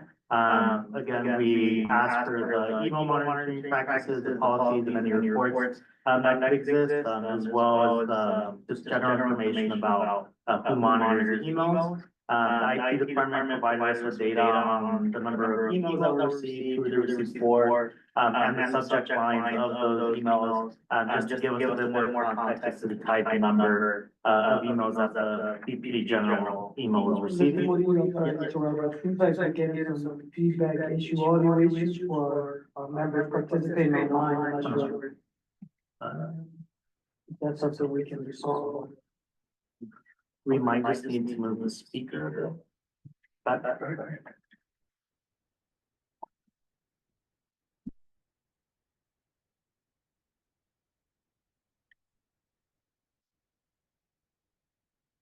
Hopefully that's better. So where was I? Okay. So yes, using that data, we did just overall descriptive analysis of the BPD's email traffic, as well as we surveyed different agencies within Alameda County. We chose Alameda County just because of their proximity. We do make a note in our report that they're not to be used as, I guess, the general comparators, in any other context, but given the similar geographical areas, we found it appropriate to see what their practices were, considering that within Alameda County, folks travel, between different cities and could deal with similar demographics. As well as we just tested the automated response emails just to see what other agencies were doing. As an overview, of our findings, in terms of monitoring, the BP's email is monitored by Community Service Bureau. It's primarily monitored by a CSO or Community Service Officer, with the Lieutenant, Sergeant, and area coordinator is also involved, in that review. So there's multiple eyes on that email. The BP's email also has an automated response that provides information and directs senders to different divisions within the department. For example, if they're monitored records and they send that email, they'll get a Linktree link that would direct them to where they could do that and request those records, as well as providing, of course, information that any emergencies should be reported to 911. And any non-emergency items, their phone number is also provided for the non-emergency line. Overall, we analyzed the period from January 1st, 2023 to the end of the year, December 31st.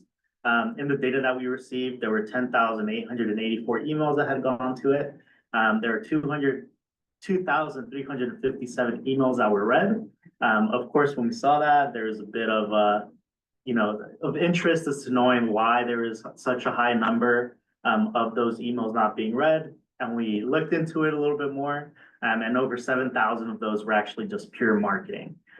So as we'll talk about in terms of one of our recommendations, from personal experience and of course from across a lot of other government agencies, not just police departments, when you're getting a high volume of emails that aren't necessarily relevant or to community members, email responses or email notifications can get lost within the high volume of traffic. Between the agencies that we compared, only 7 of the 17 agencies had a general email addresses. Other departments had multiple addresses or they only had a phone number for people to call. And the BPD and Albany PD were actually the only 2 agencies that had an automated response in that general email, which was interesting given that it's quite a common practice in a lot of other aspects of government. And of course, we looked in a little bit into tools of that could help with email monitoring and just overall response efficiency. And we looked into some of these solutions included, for example, chatbots have been deployed by other agencies that help direct individuals to the specific departments or the different resources. For going back to the example of requesting records, some agencies use it to direct community members to the link where they can make that request, or even something as simple as paying a traffic citation, which is actually something we get calls quite a lot about. So moving on. Again, just the analysis. So the policy that we ended up looking at was policy 204.3. Which requires employees to check their email and the crime form account twice per shift, and respond to emails when necessary. The general email, again, is primarily monitored by a CSO. He either responds or forwards emails to the appropriate division within the department. Just highlighting again some of the statistics between the time period in question. On average, there's 30 emails received per day, and 6 of those on average were read per day. Just going to averages for the full year. Sorry, wasn't done there yet. And again, of the unread emails, 7,142 of those were marketing related, which highlights just the challenge in terms of sorting emails to identify legitimate community inquiries versus vendors trying to sell something to the department. Okay, again, in terms of the automatic reply, there's a stern warning, or rather a notice, that the account's not monitored 24/7 and it provides resources for community members, such as how to report crimes or submit complaints. Again, BPD is the only agency among the 17 surveyed to include a consolidated public information sort of link, which again was interesting. It was the only agency in the county to include all those resources as one coherent place. And then in terms of the complaints case, between the 20 to 22 days passed without a response, the address were concerned by the concerns were addressed by a follow-up between the time that the complaint made it to the board and we received it originally. Yeah, so the BPD's general email is practice serves as a screening mechanism for community member correspondences. And from that point, a lot of those emails get forwarded to the relevant departments. So we did have a few recommendations, and in the report, we highlight them by priority, sort of whether it's long-term, midterm, or somewhere down the line. The first email is just in terms of implementing an email filtering software. As we noted in our data analysis, there's just a lot of email traffic going in and out of that account, so it might be helpful to filter out or have the resources to filter out marketing emails from, again, community member correspondences. For an item like that within our Outlook services, we do have certain rules that can be applied. In our analysis, we did see that there is some sorting going on, but marketing just sort of overwhelms that system. Another aspect, and this was more on the ADA compliance and making sure it's accessible, we do recommend that the automated response is enhanced to be a little bit more user-friendly and compatible with some of the other technologies that make email more accessible. And then, of course, allocating a dedicated administrative support. Not only was this one of the recommendations in the Citygate report as well, but going through emails could take a substantial amount of time, especially when it's being directed to other departments. We recognize that within the department, multiple staff members might have additional roles beyond what's in the description. So this could be something to lessen that workload.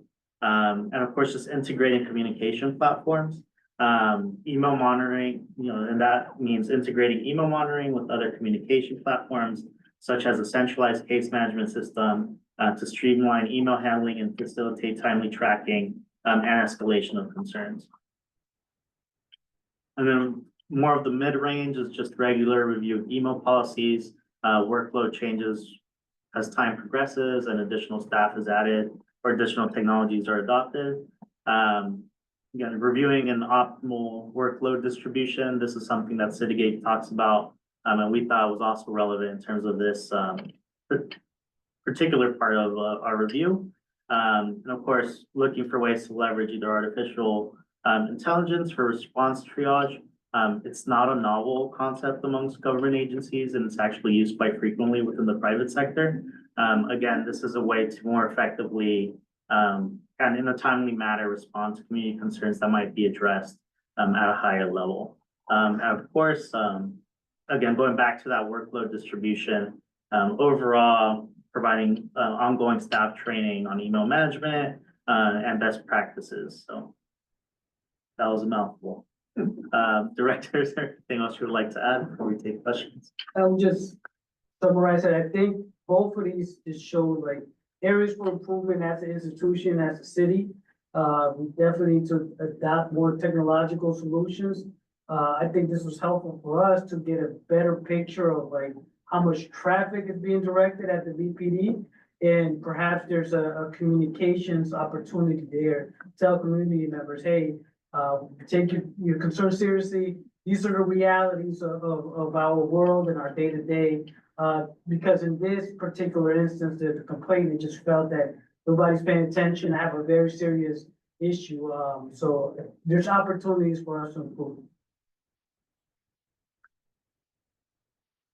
Anyone else? Board Member Black. Quickly, I think the recommendation is someone who does email marketing for 20 years. I completely appreciate the challenge and thank you for putting these recommendations together. The one thing I will note, I'm just going and looking at, it's page 4 of the report, page 60 of the packet, that in the policy, it says they're asking for monitoring the designated email address at least twice a day, ideally at the beginning and end of the shift. So that could be twice or even 4 or 6 times a day. So also just note, there's as much a policy or process issue here, because you're talking about 30 emails checked 4 to 6 times a day. Like, it's not, I mean, it's it's volume, but it's not overwhelming volume, right? Especially if only 6 of the 30 are actually actionable and most of them are marketing. So if you literally check the inbox 4 to 6 times a day to find those 6 emails, that's like 1 or 2 emails. So I think all the I think it's as much the handoff to make sure that when one person leaves and the next person, that no virtual paper gets lost in the shuffle and people know what's going on. But I don't think it's as much, honestly, a volume thing to be, because I don't think it's overwhelming volume, but there is some kind of coordination and follow through. That's probably more of a challenge. So anyway, just to put it in perspective, I think dedicating more staff or just making sure it's clear who's dealing with it, who's the point is probably as important, because I don't think it has to take an overwhelming amount of time. Can we ask the Sorry, gentleman? that's my. Yeah, I think, well, each of those employees also has their own email accounts. Yeah. That they're monitoring and preparing responses for, and that particular unit, Community Service Bureau, that's their bread and butter is lots of communication. They're managing an enormous volume of communication and timetables. Yeah. Outside of this account. So, well, you're right, it might be. Just make sure, just make sure before you leave, just take one more look at it, But I was sitting here thinking the whole time that, there were valuable recommendations here. I'm sure the Community Service Bureau would just gobble that up and make some of this stuff. Yeah. There's a lot of good points in there. Yeah, thank you. Nice, thank you. Does anybody else have anything you want to add on these before I ask somebody to make a motion on the vote? So the question is, what do you need from us? Right. I mean, what? Lay that one out. Director, would you like to comment? Sure, so we're not the policy practices review making body, so we do this sort of analysis and we hand it off to you. And it's up to you whether you believe these recommendations should be put forward. So if you feel comfortable with it, then you can just say, a motion to accept this report as is and send it to the police department. Right, it's a little unusual because it's not a policy, like there's one policy that's referred to here, but these recommendations are not about policy tweaks so much as administrative practices. Yeah. And so that's why I said, what do you need from us? Right, and I agree, I think the misnomer that keeps getting in the way is that we call it policy, but it's policy, practice, and procedure, so I think it falls under that realm of activity that the board can do. I think I would make a motion that we send these suggestions forward as suggestions. Recommendations. Yeah. I'll To the second that. department. Okay, so the motion to forward the report's recommendations to the department. Just making sure everybody can hear me. So we have a motion by Board Member Calavita and a second by Board Member Leftwich. I'll now proceed to the roll call vote. Board Member Blackaby, Yes. Board Member Calavita, Yes, Board Member Cayetano, Yes. Board Member Leftwich, Yes. Board Member Moses, Yes. and Chair Moore. Yes, The motion carries 6 yeses and 2 absence. excellent. Thank you all. That was almost painless. I'd say good work, because that's a lot of data, so. thank you Yeah, for doing it. yeah. That takes us to 9C, discussion and action regarding the Citygate Associates LLC workload organizational study, the Berkeley Police Department and the PAB's potential response to the report.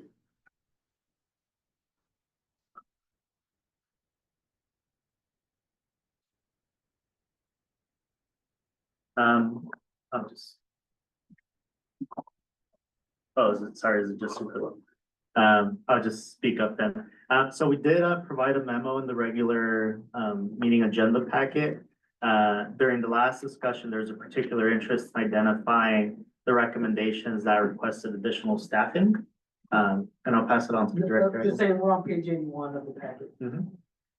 So that's where that memorandum is. We also forwarded in the supplemental packet questions and comments are reported by the Vice Chair Wilson for your consideration tonight's discussion if the board chooses to provide any formal response to that report.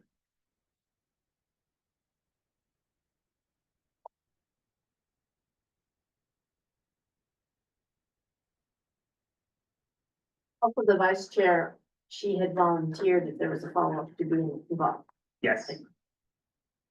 Thank you.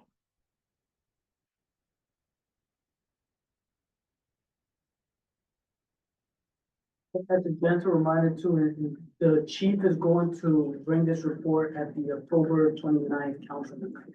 So there's not necessarily a requirement for you to take action now. You still have next meeting, but I think next meeting will be the latest for any substantive review by the chief.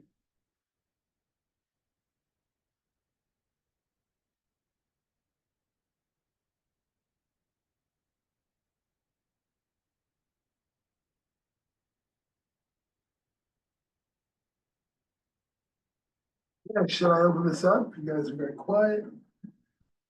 Yeah. What are we thinking? Well, I think it would be valuable to provide our input if someone is willing to do that.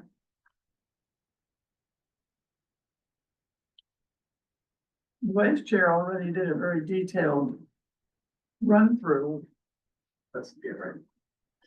Yes, Um, the supplements back. Yeah, I don't have it in front of me now, but, so maybe we should wait.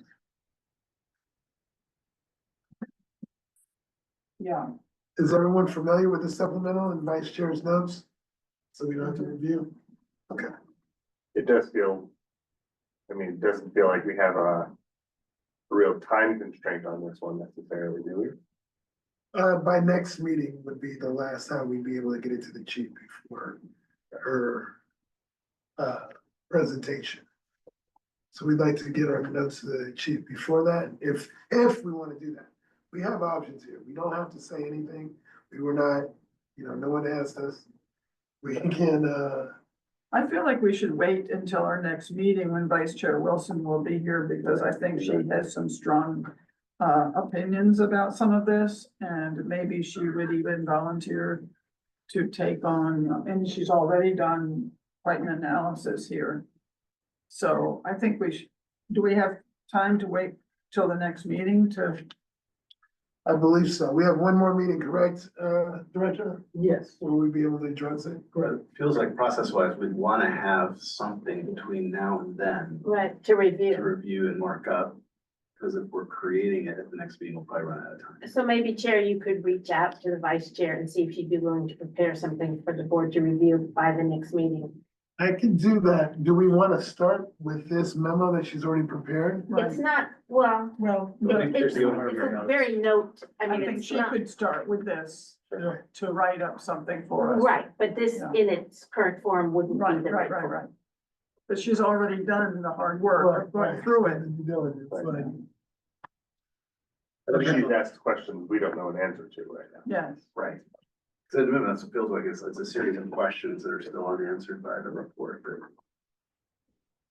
I mean, is there a process by which we can answer some of these questions between now and then? I got the feeling that They're not some of correct. the answers were rhetorical, like, Right. in other words, the report does not answer this question, and that therefore that's a critique. Right. I thought that some of those questions were critiques. Right, and some of them are also, they seem relatively practical, so, does IAB investigate every complaint made to the PAB? What is the Right. 40% availability mean? If it is, Some of is it. this number of resignations? There's questions that we could in theory, Right, some of those we know the answer to, yeah, but we. people at this table. So should we go ahead and put this off? I will reach out to Vice Chair directly. Does somebody else want to be a support system for, but we're kind of quietly creating a subcommittee around Vice Chair?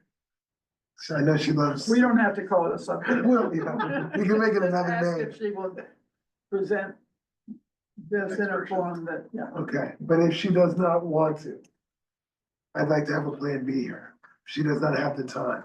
I'd be happy to step in if no one wants to. Thank you. Thank you. Appreciate that.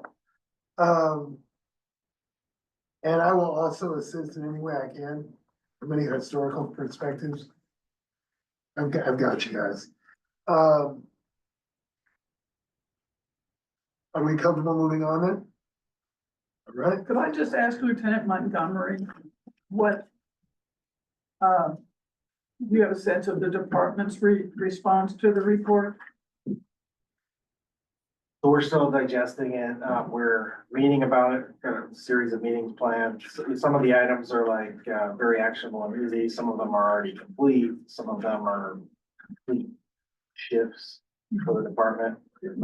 Some of them are part and parcel of the work of, the reimagining process, a lot of civilianization. And some of them are kind of, like longer term budgetary, like unfunded ideas. That will have to be prioritized. We're trying to put these things into the buckets where we can sort of plan, manage, and make it part of our strategic plan. There are many projects and actually a lot of dollar amounts attached to some of those budgets. Right. So, I imagine it's gonna come a matter of prioritizing and then setting out a long-term work plan around the work.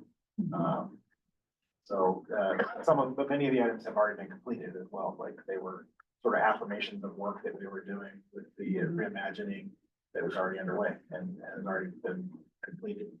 So, we're really, I mean, it's a big lift if you, and also I would say, not every recommendation will likely be accepted or, right, that, they're not mandates. They're sort of like approaches to evaluate. So we'll be working through that. But yeah, it's a lot, 150-page report, 7. I know. Solid. Yeah, so. I'm not feeling it. Yeah, but, they're, and I should also say, totally open to feedback about the different recommendations as we work our way through them, because, that's gonna matter too in assessing what's a good idea to move forward with or not at this time. Great. Thank you for that insight. I'm going to leave this where it lies right now. We're gonna move on. And we're gonna go to 9D, discussion and action on the budget and metrics subcommittee, proposed PAB metrics. Great. Thanks, Chair Moore. Comes out of the retreat, where we were starting to talk about, how do we measure, success, how do we measure activity, and how do we sort of track performance over time. I'll echo what I think, Vice Chair Wilson had emailed as we put this together. This is not final, but we kind of want to get some directional guidance from the board, any kind of feedback. We kind of group it into 3 different chunks. One is sort of metrics that we track in terms of our own work, as a board and as a body, around, are we completing our responsibilities on time? And how effective are those, again, there's a little distilled definition of how you're gonna measure that, but, the non-complaint related responsibilities, there's sort of timely completion of personnel complaints and how effective those investigations are, maybe again, measured by percent agreement with the chief and city manager. Timely completion of policy reviews, timely completion of commendations, and then sort of a measure of community engagement and awareness. In terms of meeting attendance, potentially followers on social media, the number of releases we make to the public, that kind of thing. So it's trying to kind of put some numbers, put some milestones around all of these things so we can track quarter to quarter, year to year, how we're doing in these different areas. On the BPD side, we had a kind of a different set of things, and some of this is, I think, already captured in the annual report. Both the department does, as well as the annual report that the LDPA pulls together. But things like tracking our overall response time by level, absolute as a body, as well as comparative of other jurisdictions of note. Clearance rates, complaint rates, measure of our fiscal responsibility, metrics around the jail, metrics around community perception. Again, there's some more fleshing out, but these are kind of the big categories we've been thinking about. And then the last chunk, the first 2 chunks are things you can track on an ongoing basis, quarter to quarter, year to year. There might be also some things that are initiative specific that might be relevant at a certain time and then go away, because once that initiative is done, it's done. But things around, on ALPRs and fixed surveillance cameras. How often are we using those? What percentage of those times are they being used to actually clear a crime, for example? And then metrics around the early warning system and the effectiveness of the early warning system. I'm sure there's other initiatives as well. So again, this is really a starter. It's really to sort of say, are we kind of on the right track? Is this really kind of what the board was envisioning when we had the discussion before? Are we missing any obvious things? Clearly the next step here is actually to go to the next level and say, okay, well, where do we get the data? And how are we actually really measuring some of this stuff? But we just want to open up the discussion because Lee and I have been kind of mulling this over for the last few months to see if, are we on track? And we have more work to do, but this is sort of a check-in and then we can come back with something that's a little more final. So I'll leave it there for discussion.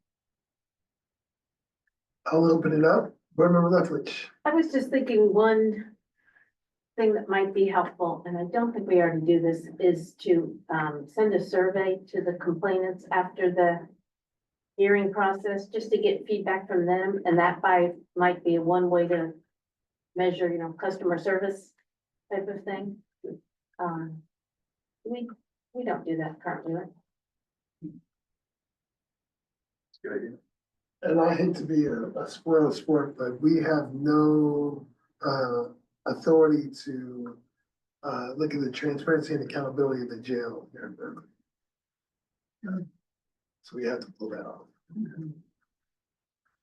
Just in terms of our charter, in terms of, okay, got it. Oh, I'd love to.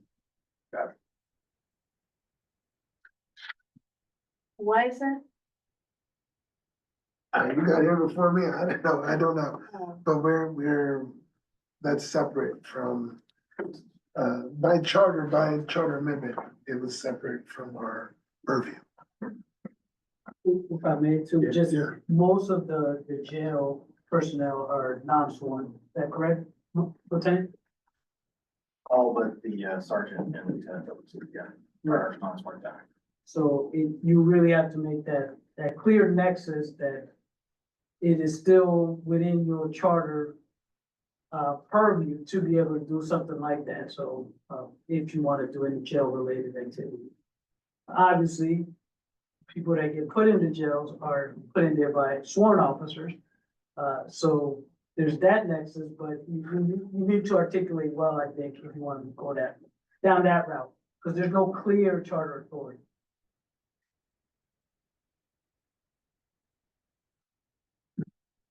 Policy and practice around. Anyway, I don't know if we've directly analyzed that question. I think it was that third rail we were touching there for a while, but. Are you asking for Just a sense of the body, additional ideas? additional ideas, on track, off track, what's the right direction, is this kind of what people expected? We have more work to kind of, again, make it implementable, but before we did that, we just wanted to get the sense of the body. So I think under evaluation of specific initiatives, and I don't know if these are really BBD initiatives, but the fair and impartial policing, council mandates should be there. Yeah, that's good. I don't know whether it should be there or under the Either, yeah, that's good. metrics. Yeah, because that could be it might be a standing set of things, as I mentioned. And body worn camera, information and metrics, I don't know if that's something you wanna. That's a good idea.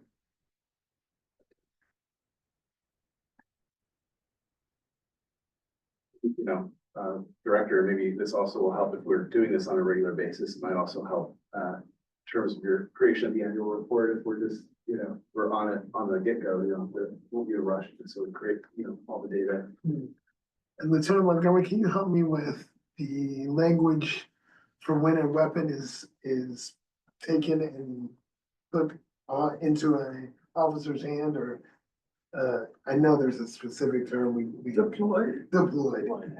Thank you. But yeah, deployment information is probably something we would want to monitor. That's part of our annual report on military equipment and controlled equipment. If I may, Chair, just clarification on the BWC, what did you have in mind here? There's a couple different metrics I'll pull out of there. Let me think about it now that I said that. But maybe the engagement time with officers, how long, once they turn on a body worn camera, how long on average is incidents or engagements with our community? I'd wanna probably focus on yeah, see, I don't know, but I know there's AI that's being used with the body worn camera. I just don't know how I would extract data from that, but I'm sure I can ask smarter people than myself. The only reason I'm asking, because I'm sending you a link, so in DC, we started looking at, body worn camera compliance, and we reported out in our annual report. And I've sent you the link, it's in page, we just put it up, page, 17. This is the DC Office of Police Complaints Annual Report.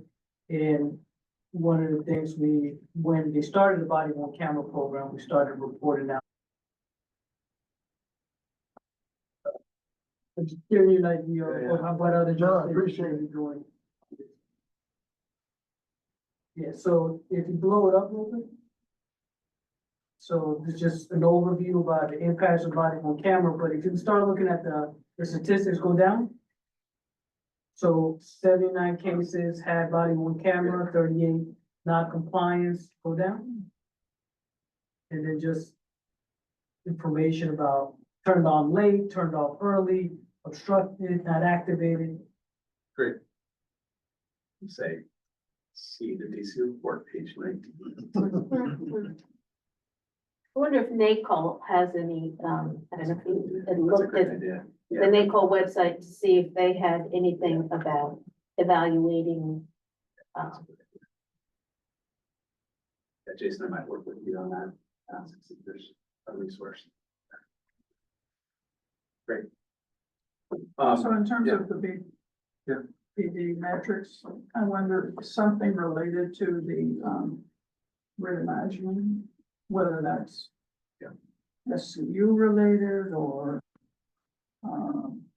Looking at the Vision Zero traffic. Program that's not specifically BPD. Yeah, right. That's, We're that's a partner, yeah. And then board member Cayetano, you can tell me if I'm correct or not, but the early warning systems data would kind of move into the seamlessly. This is where it would be a great fit. It's mentioned here, Yeah. Okay. Yeah. My agreement. I mean, maybe just looking at me.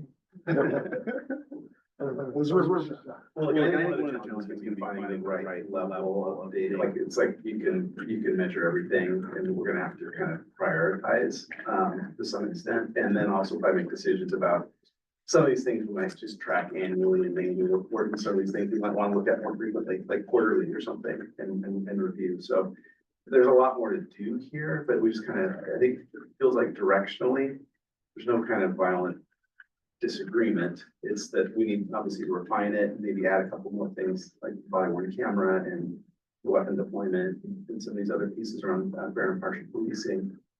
We'll get some guidance from NACOL, but we'll come back with something that's more, ready to go, but feels like people think we're generally You're on the right on the track. right path. Yeah, And we thank got good feedback, and then we will take another pass at it. So thank you. Just one last thing, Yeah. did we, I know, come up a few times, the concept of comparable jurisdictions. Yeah.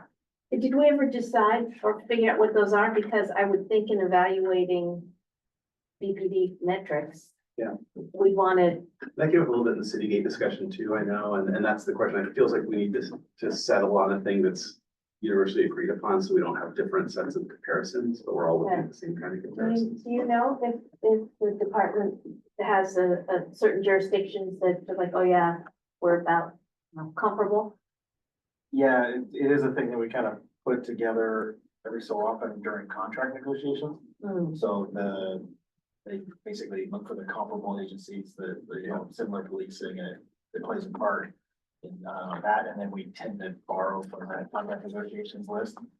We had Citygate helped us come up with the list that's in the Citygate report this Right. time. Which is different than the last set of comps from contracting.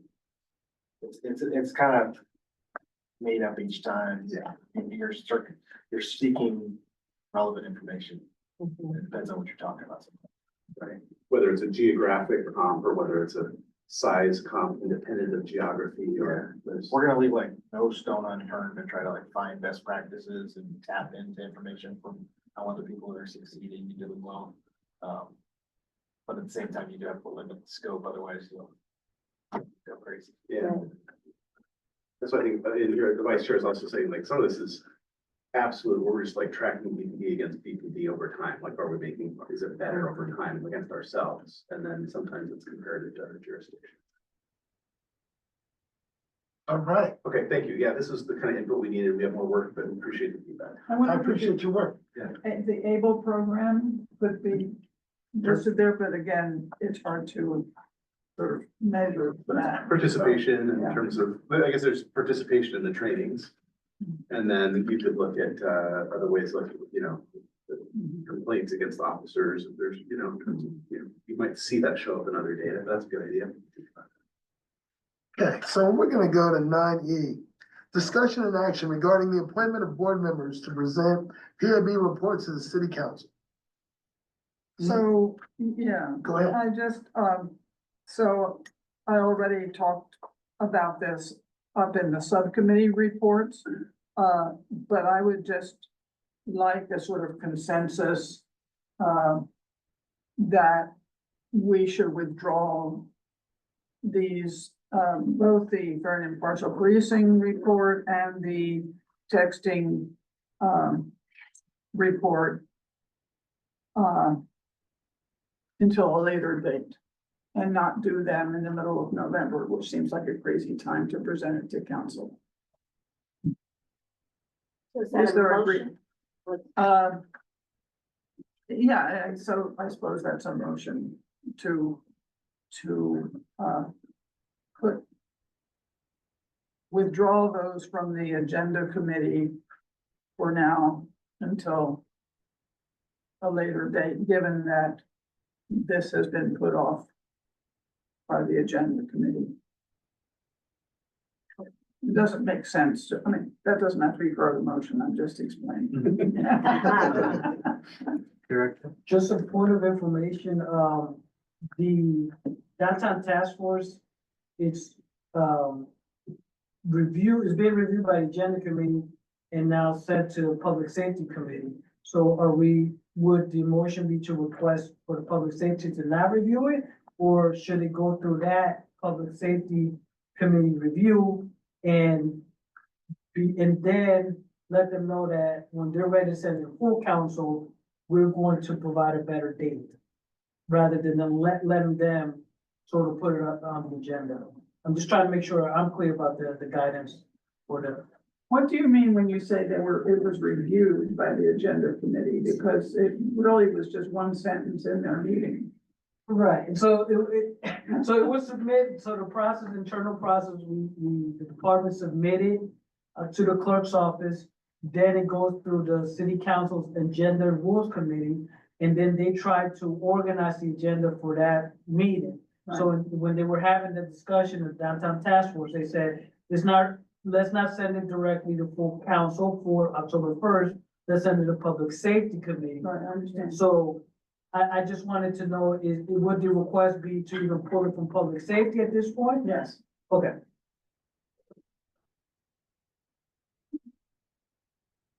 Second. Thank you.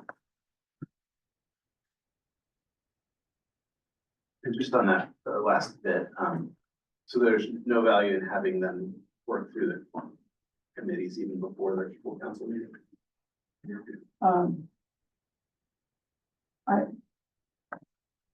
I don't think so at this point, because they won't be sitting, some of those members won't be in, Okay. on council. I'm just trying to. Yeah, and so it's for both the fair and impartial and the texting, yeah. So on the motion to withdraw the downtown task force report and the print and partial implementation report from the Public Safety Committee and Agenda Rules Committee respectively, with the motion by Board Member Calavita and the second by Board Member Leftwich. I'll now proceed to roll call. Board Member Blackaby, Yes. Board Member Calavita, Yes. Board Member Cayetano. Sorry, yes. Okay. Board Member Leftwich, Yes. Board Member Moses, Yes. and Chair Moore. Yes. The motion carries. I mean, I just want to say, I do that really reluctantly because it's been so long in coming. And this puts it off. So it'll be more than 2 years since this occurred and I think it's inevitable that we do that. All right, so that's gonna take us to 9F. Discussion and action on the proposal to relocate the PAB's regular meetings back to the North Berkeley Center Center. Yeah, so I'm just asking the board to reconsider this request. I really believe that the North Berkeley Senior Center is a preferable location to this location. Parking is much easier. It's much more conducive to public participation. The front door isn't locked, doesn't require someone to be there to open the door. And there are fewer safety concerns at that location. And especially now as it's going to be getting dark early. And our meetings tend to go so late. I would feel differently if our meetings were in the afternoon, but the fact that they're late at night, and it'll be dark even when they start. I just think it would be much better for us and for the public if we could move the meetings back to the North Berkeley Senior Center. So that is my motion. Any question? When is the new space open? Yeah. The last update we got was November, by the second week of November. And then meetings will be there going forward. That would be the idea. We do have a meeting space. But that space was secure with the meeting, the PAB meetings. So I swear the idea, and my only thought is this kind of in the 6-week interim kind of period, October till mid-November. So it's because then we will change it again in November. Yeah. Well, I'm actually Or maybe asking, not, okay, that's. Okay. no, I was asking that not in the interim, that's a permanently we go back.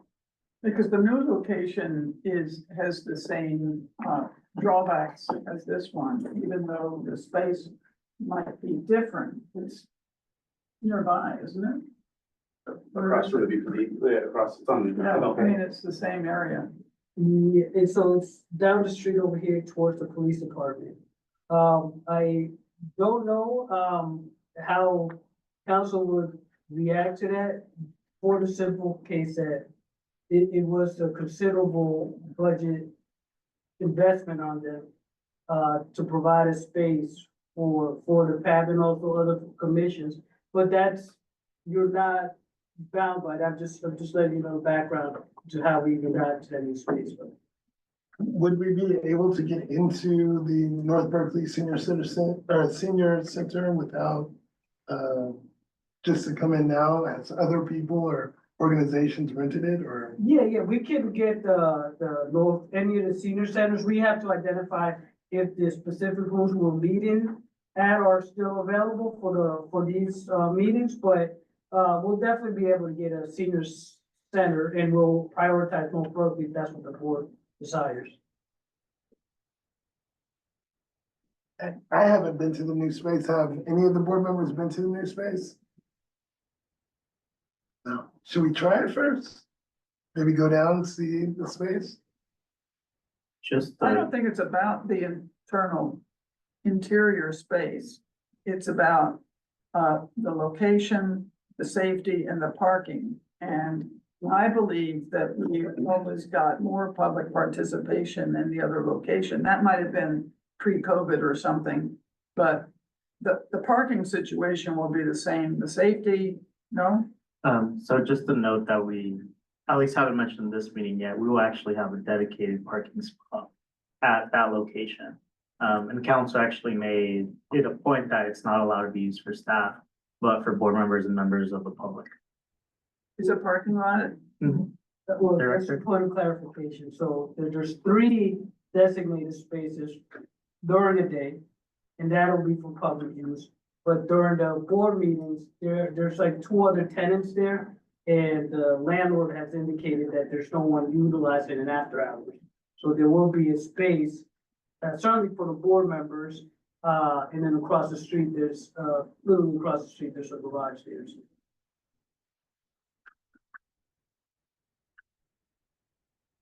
Any other thoughts? I feel like not, I mean, like, hasn't the staff put a lot of energy into advocating for this space and like sort of acquiring the funds to get this space? I would feel kind of like we're missing an opportunity at least to try it before actually seeing the space. Or I don't know. That's my initial reaction at least. There's a lot of money they want to. Yeah, how is the space different? I mean, this is a meeting space here. How is, I don't understand. Well, What, I think the issue would be, where are the lights out outside? Where is the access to the parking? Do you feel secure when you walk out the door? Is there lighting outside that, you know, are there people outside? Those are the issues that I want us to look at first and not assume, and it's right across from the police station, so I hope it'll be, you know, I'm hoping. and we have Lieutenant with us. No. I don't know. And I do understand your concerns. I am not a woman out in the middle of the night, but I do want to make sure you guys feel safe and that this isn't, you're doing a risk assessment to come do.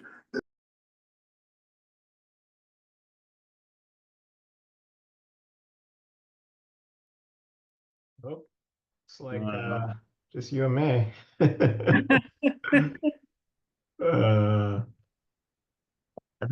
I don't know if it's still recording. I think it's still recording. Sorry for the technical difficulties. We are back live on the recording. We are reviewing a motion to move the meeting location to North Berkeley Senior Center. Have I missed anything in that motion?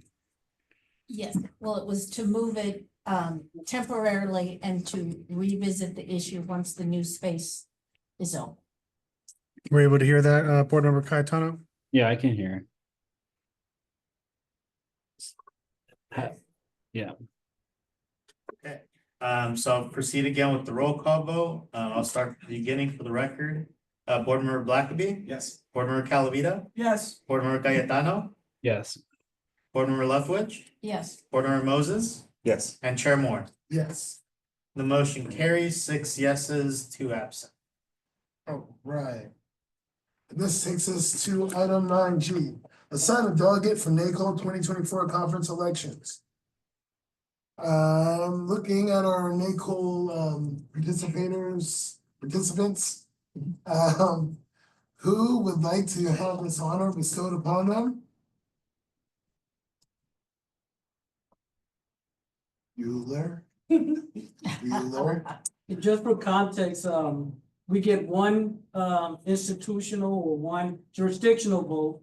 So usually we just deliberate between the staff and the board members that are at the NACO conference on particular candidates that may be running for that election and or any items that are changing the bylaws, which I believe there is an item that's changing the bylaws. Are we allowed to nominate Jason Wechter?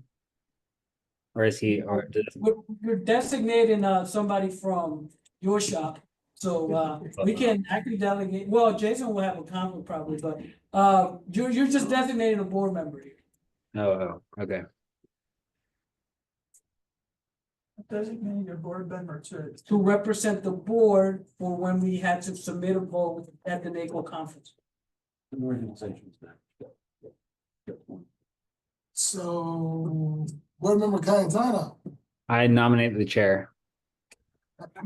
you were quick, and I appreciate that, but I am actually leaving a day early. Okay, well So then I'm gonna. I can do it. I can do it. Awesome, awesome. Thank you, Board Member Cayetano, for your service. You're welcome. Not be forgotten. So, I second that motion. nice. And just for clarification, the vote will be done remotely on Wednesday, so. Okay.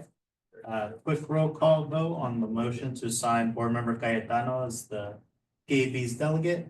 Board Member Blackaby, Yes. Board Member Calavita, Yes. Board Member Cayetano. Yes. Board Member Black- Did you say me? Yeah. Yes. Board Member Moses. Yes. And Chair Moore. Motion carries 6 yes, 2 absent. And that will take us to agenda item number 10, public comment. We don't have any members of the public physically present. Investigator Horton, do we have any? We have no members of the public virtually present. Such a slide. We do apologize. We will see you at the next meeting, public. And that will take us to agenda item number 11, closed session items. And then, I'll send Board Member Cayetano the information for closed session. Adjournment, may I have a motion? Motion. Second. And we are adjourned.